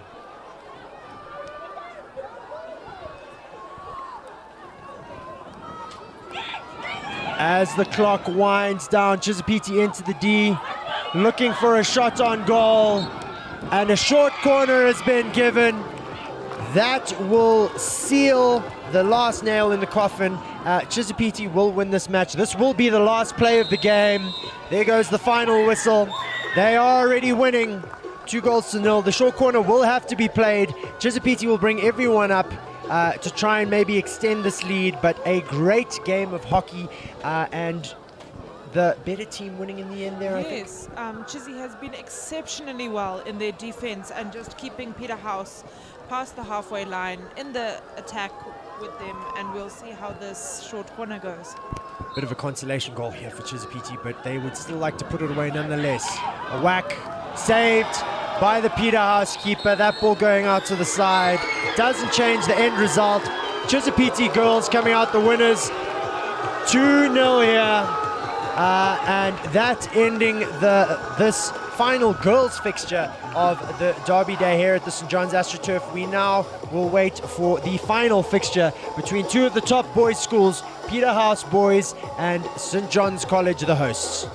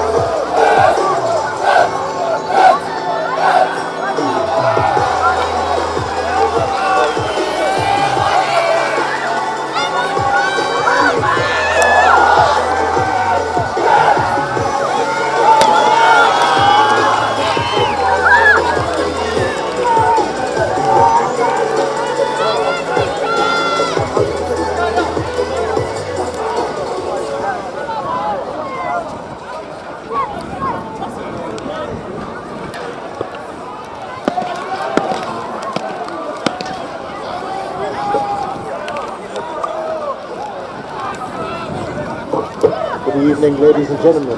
Welcome to the final game of what has been an amazing weekend of sport here at St. John's College. We're about to watch the St. John's College Rams.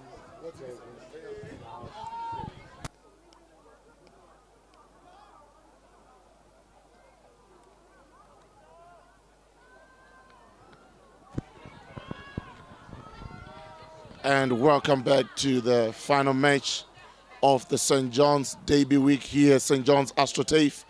The final match of the night is St. John's taking on the Peterhouse boys.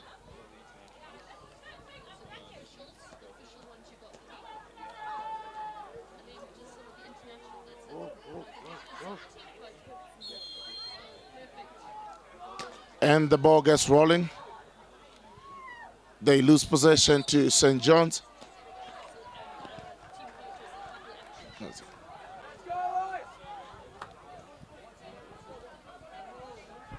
St. John's has the ball. He passes on to his flank. Good passing, good intercept there from the Peterhouse boy. St. John's regains possession. Nice movement, nice pass. Still the ball in St. John's possession in the half of the Peterhouse boys.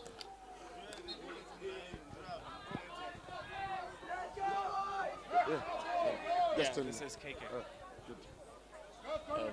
So which one of you watching this?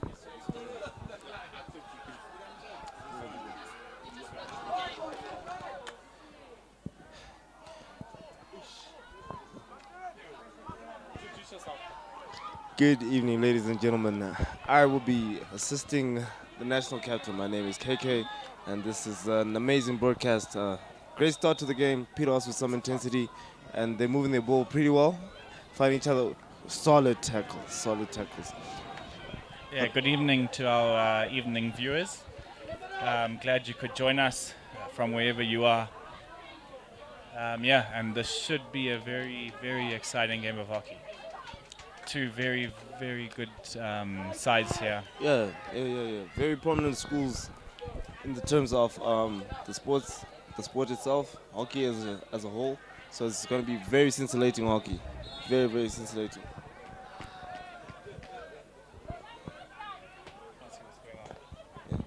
You reckon we...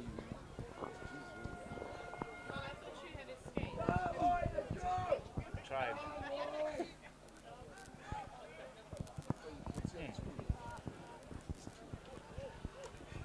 Easier to watch it live. We've also got two very, very experienced coaches. We've got Edson Banda, who is coaching the Peterhouse boys team. He has been involved in hockey for a very, very long time. We've also got Niall Milner, who's coaching the St. John's team.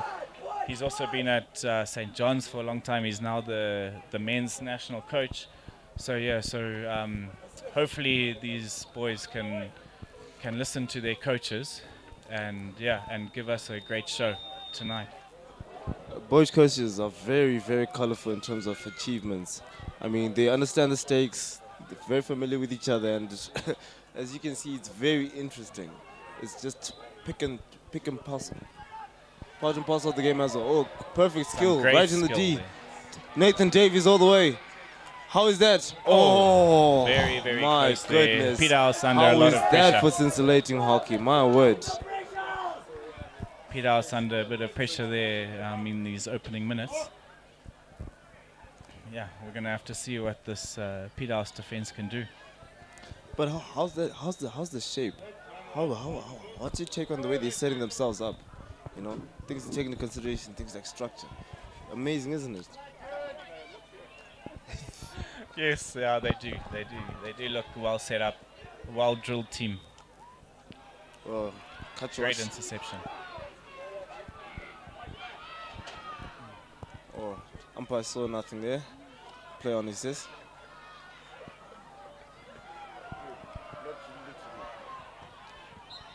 Great skill by the young Dan Erasmus.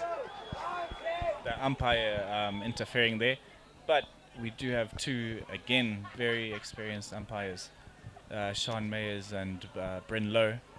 So yeah, we can trust them, and we can trust that. Oh, there it stern is. blow by the short umpire. Corner for St. John's. Short corner, shorty. Like I was saying about Sean Mayers, she's very good at her job, and yeah, a great call. Tell you what, after having played enough, I would like to acknowledge that umpiring is not as easy as it may look. So it's amazing the job that they execute and the speeds that they do it at. It's amazing, marvelous. Right, so we're gonna see what St. John's have. Okay. Good variation. Great save on the line there by Peterhouse. Danger's not St. clear John's. yet. Nathan Davies on the run. Can he get another one? Oh, good defense. Perfect patience. Perfect patience. Drop back, Nick. All the way, all the way.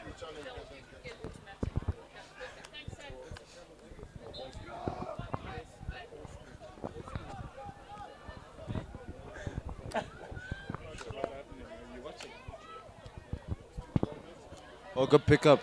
Good pickup. Good pickup. Umpire saw some interference there.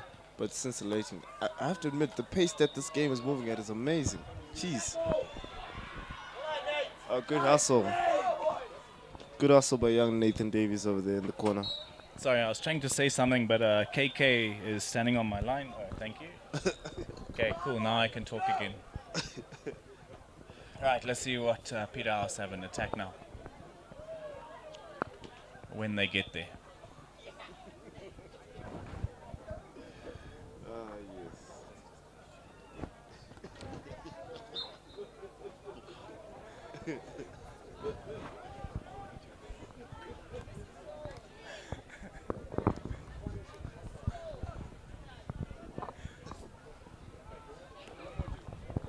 Oh, good bit up.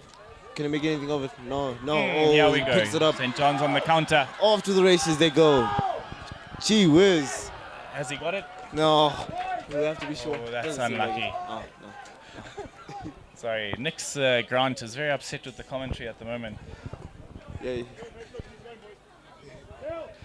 We're gonna have to up our game then, big man. Yes, of course.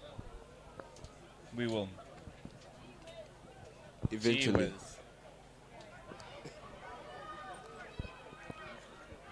Oh, good interception by Mshosho. Oh, good dummy. Oh, my word. Some firewood is being chopped somewhere in the Peterhouse midfield for there. halfway line. Yeah, some firewood being chopped somewhere in there. I did hear that. Yep. You reckon they're having a campfire?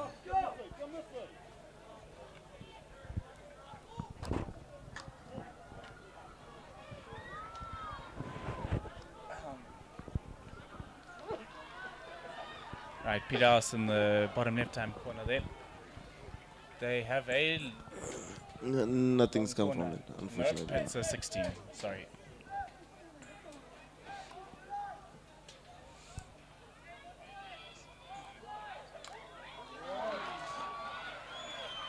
Ooh, tight. Good composure. Very, very good composure by the number 17 over there. Oh, can they make anything of this attack? Something looks fruitful. Ball into the D. Oh, cut off by Mr. Ramabai. Well done, young man. Jeez, reading those defensive lines well. Oh my word, we are off to the races. Oh, unfortunate.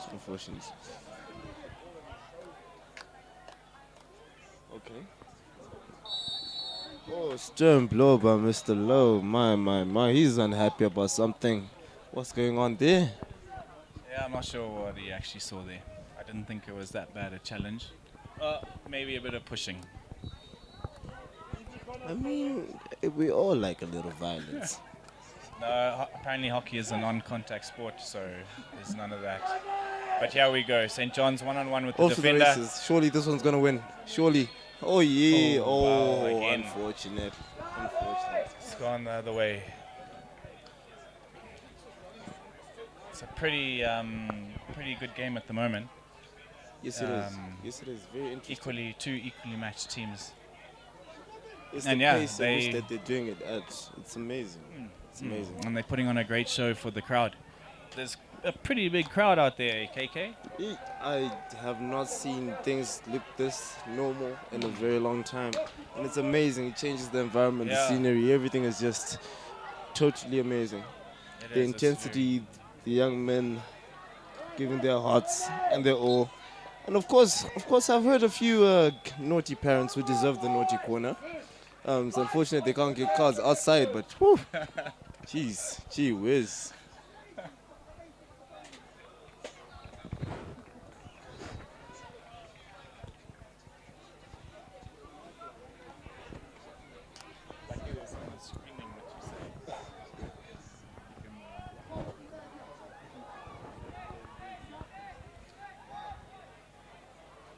Right, so we've got a 16-year head out to St. John's. Yeah, I don't know who's been in control of this match so far. It looks like St. John's are pretty much controlling the game. Yeah, of course. The offensive stretches, but I'd like to see a bit more patience with the ball. It's interesting to watch. It's amazing, but yeah, a little bit of composure here and there would be nice. There we go. Oh, good skill. This Maximilian, he is a German import. He's I'm not sure how long he's around for, but yeah, he's come from Germany. If I'm not mistaken, Berlin. Obviously played a lot of hockey there, and yeah, that's where his grassroots are from. And yeah, now he's bringing his talent to Zimbabwe, which St. John's will be very grateful for. As St. John's go on the attack there with, I think that's Liam Jones.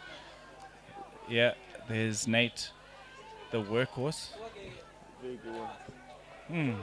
Great tackle there by Peterhouse. Whoa. Stern blow by the umpire. Someone's being naughty. Someone's being very, very naughty.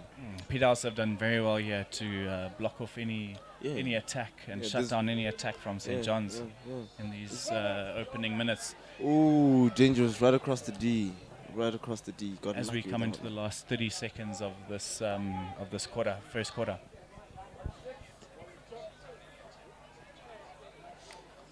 Oh, okay. Good pickup. Amazing stuff. Oh, good composure. How's about that for a tackle? How's about that for composure? Very good. Although the St. John's guy made it pretty obvious he was going there. Made it easy for the Peterhouse defender, which, take nothing away from him, he did very well to make that challenge. Which put Peterhouse on the attack, and there's 3 seconds left, and done.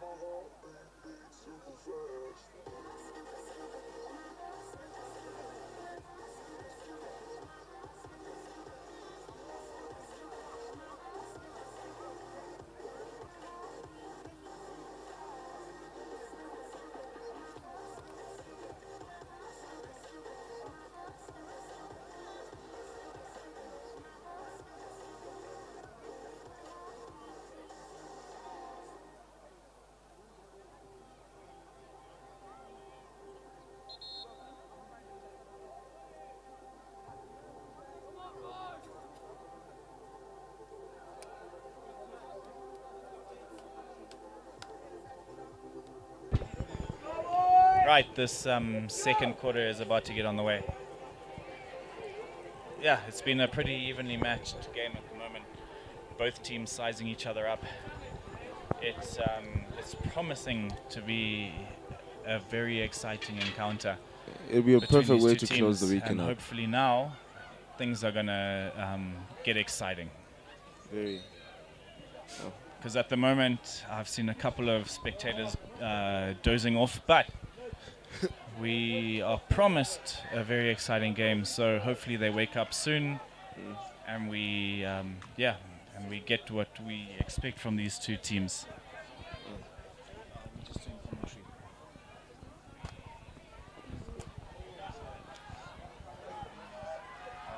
Oh, good final tackle in the D. I have to admit, their tackling has been very clean in the final 23, which is good because you don't want to be conceding any short corners. And at the tempo, like I mentioned, ladies and gentlemen, you need to be here to witness the tempo and the speed that these young men are playing at. I don't know if you're able to see it properly in 4K, but good Lord, these boys are moving fast. So it's quite exciting. Very, very exciting. Very exciting match.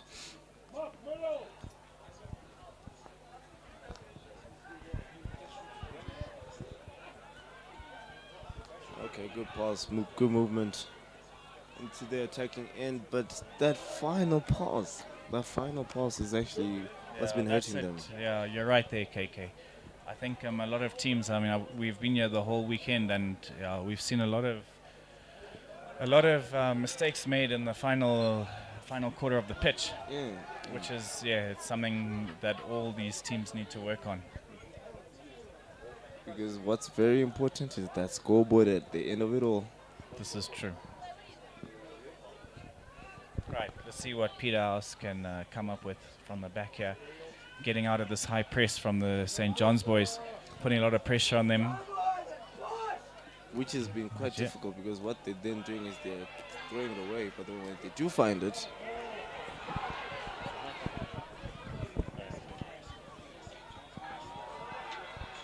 oh, here we go. Here we go. Peterhouse. Oh, sure. It's short corner to Peterhouse. Right.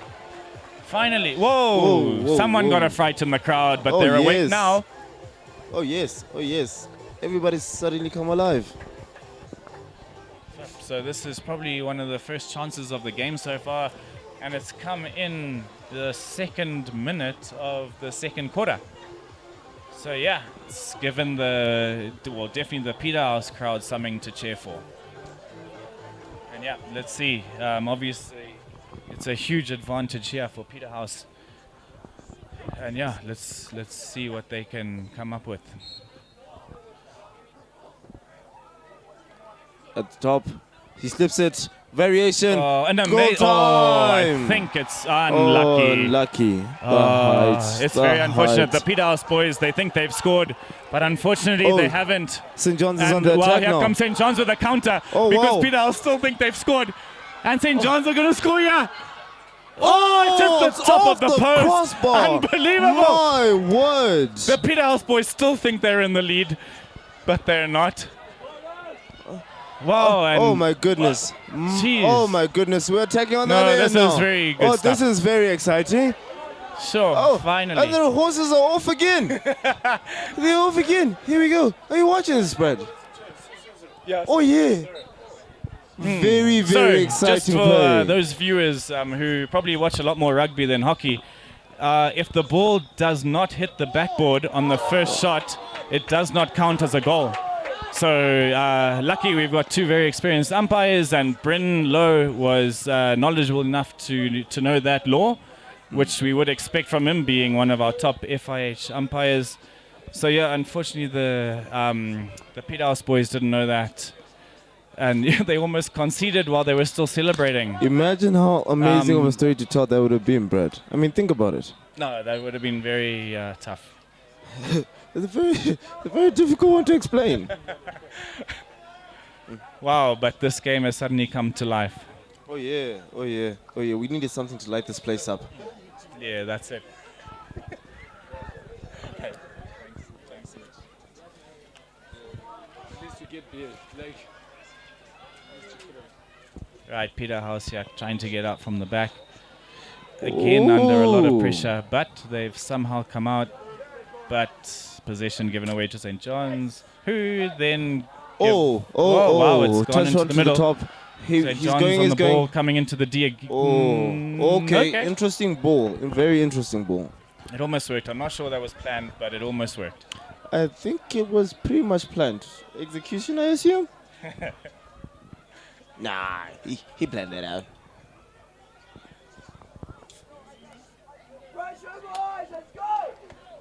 And again, Peterhouse getting caught there, trying to get out of their own 23. Puts Max in... Hey, okay. Like I mentioned earlier on, Brad, their press is working very well. Because Peterhouse is having a very difficult time getting out of their own D. It's been back-to-back firing, short corners. Well, they haven't had a short corner, but they're just creating so many chances. Yeah, indeed. I know Niall Milner very well. And I know Nathan Davies all the way in. Nothing there? Sorry, as I was saying about Niall, he says that the best way to defend is to attack. So they are a very attacking team, and they are putting a lot of pressure here. Unfortunately, a foot there by the German import, giving Peterhouse the ball. Jeez, have you noticed how all the Peterhouse boys are right inside the D? That Peterhouse is working as an efficient unit. That is brilliant. House are playing a very defensive game here.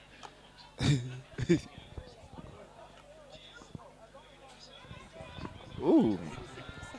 Ooh. Oh.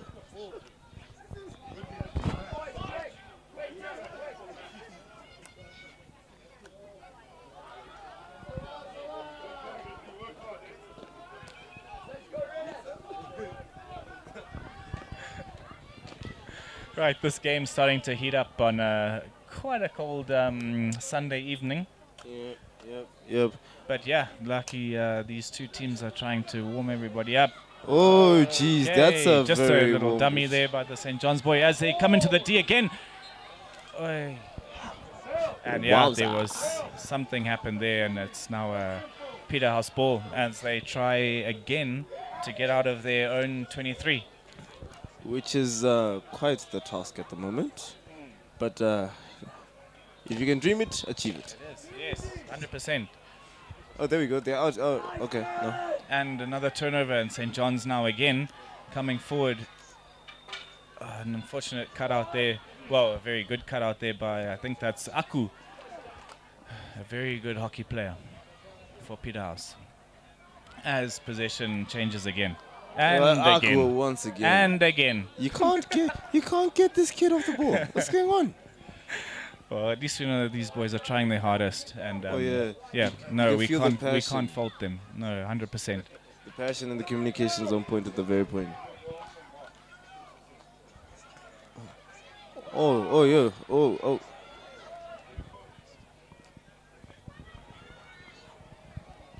Great skills, Mr. Russell. Good to And pick up. we are into the last 4 minutes of this second chukker before the halftime break, where I think the coaches will probably be already planning their Oh, tactics good going skill, forward good into skill. the second Oh half. my goodness, he's on his way. He's on his way. But wow, well done, Dale. Well done, Dale. Being able to get back, mess things up, not get a card for it. Professional foul. Gotta love those. But I think But Bryn's if you let do it get go. caught, if you do get caught by Bryn, he has an ability to be very stern. Yes, no, this is true. He does love handing out his cards, not those birthday cards. Yep. It's like Christmas during winter.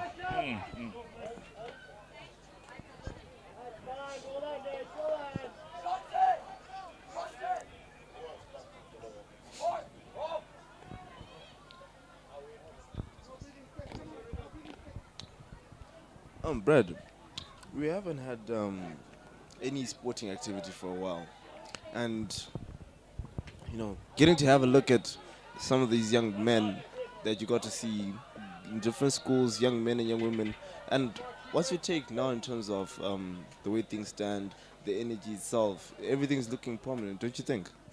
Oh no, most definitely. It's been a long few years of no sport. As Ooh. St. John's, sorry to. No. No, it's okay. no. Oh. There goes Aku again, taking the ball away. Oh, But good here ball by comes Liam St. John's. Jones. Oh, No. hard luck on the first touch, eh? Uh-oh. Right. Uh-oh. I think that's it. There is the first card of the game, dished out by Sean Mayers to Naughty, one of the naughty. St. John's boys. I think that's Connor. But St. John's again in attack. They're really struggling to get through this very, very That strong was Peterhouse close, defense. that was close. As Peterhouse turn over the ball again, and now they are in attack. But they don't have many guys in front of the ball as the young man tries to do a through pass with his feet, giving St. John's the ball. Now St. John's are in attack.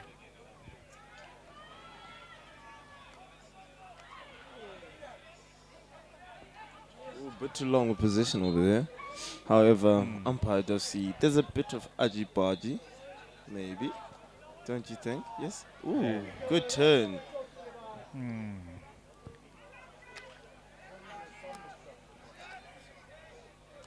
St. John's putting a lot of pressure here Oh. as Liam lifts it, unfortunately, into the Peterhouse boy, giving Peterhouse the head out.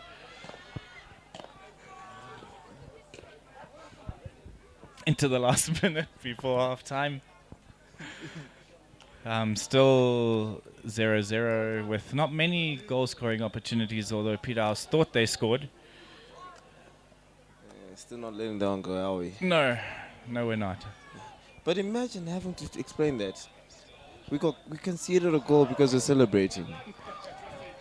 So what do? Do you celebrate or cry? Can you imagine how drastic the change of mood or the change of atmosphere is? Yay! Oh, in a split second. Madness. Oh, right in that's a dangerous play. It's a Peterhouse ball, and that's the end of the half. Gee whiz, that would have been a way to end the quarter. No, very good. It's been a great game so far by these two equally matched teams. I have to admit, ladies and gentlemen, it is freezing out here on the Astro, but these young men are giving us a fire of a game. Here we are, halftime, 0-0, heading into the third quarter. Coaches probably have a few things to say to the young men.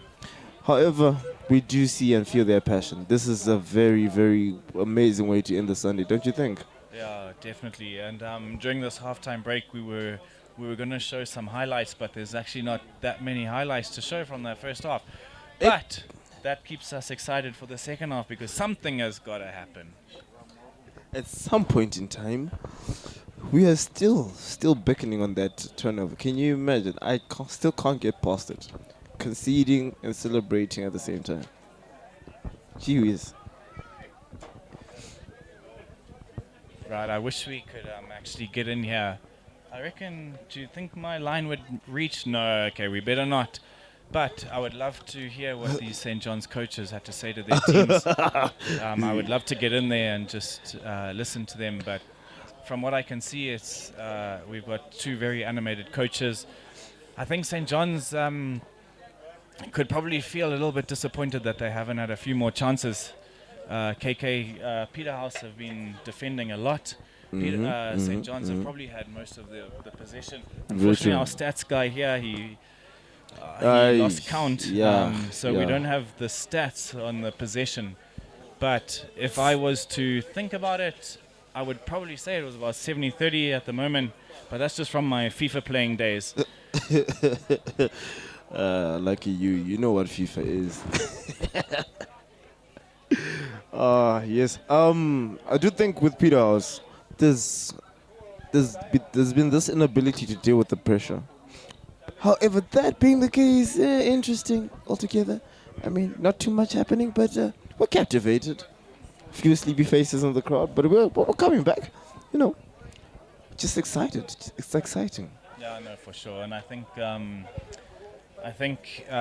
for those of you watching at home, please don't turn this off because I think you are about to see an amazing last 24 minutes.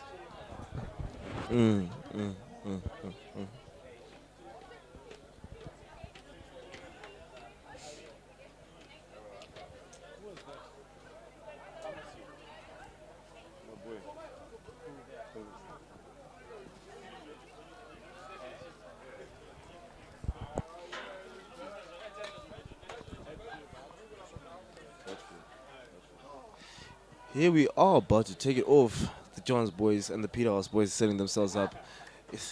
Excited for a second half that is promising to be scintillating hockey. Ladies and gentlemen, do not leave your seats because it's about to go down.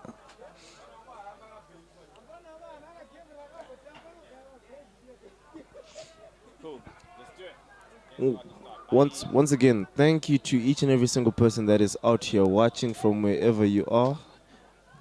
Thank you so much. We appreciate the support. But next time, do bring yourselves and a blankie here and there. But we don't recommend the blankie because of the sleepy faces that are here. So, right, let's see what the second half has in store for us. Oh, that is an interesting way to start it. But we're off either way. And Peterhouse is looking a lot more attacking than in the first half. I wonder what the coach had to say.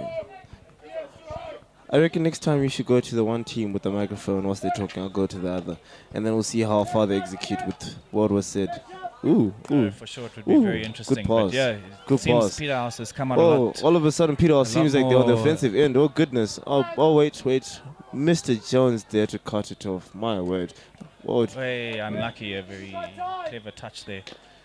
Intercepted very well by the Peterhouse boy. And Well again, done. St. John's intercepted at the top of the D and given the ball back to Peterhouse.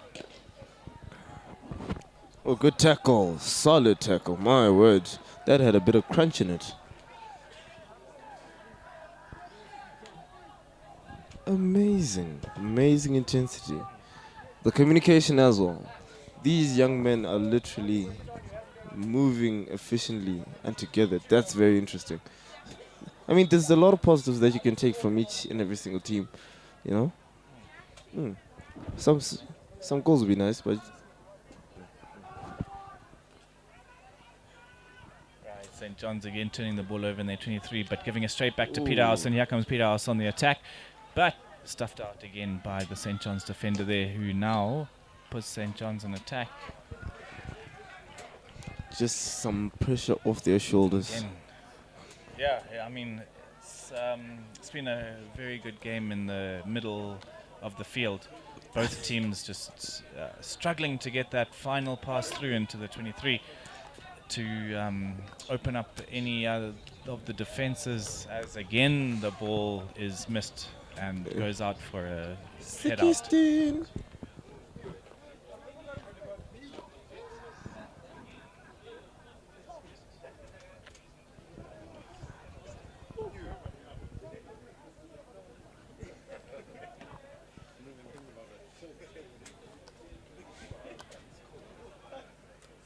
Right, St. John's trying to work it out of their own half.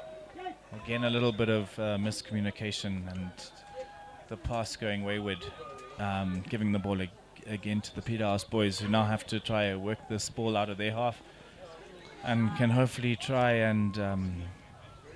oh no, he's given it to the St. John's boy, who attacking into the D. And unlucky, just long misses corner. the ball there. It's a long corner, but that was very, very nice. That was very nice to watch. Right, so Captivating. St. John's have an opportunity here from the 23 coming in to attack the Peterhouse team. Umpires don't like it taken from any other spot, but the spot that they say. Peterhouse now on the attack. Attacking, but yeah, it was just 1-on-5, and I didn't see him getting very far as the ball is turned over, but now given straight back to the Peterhouse boys.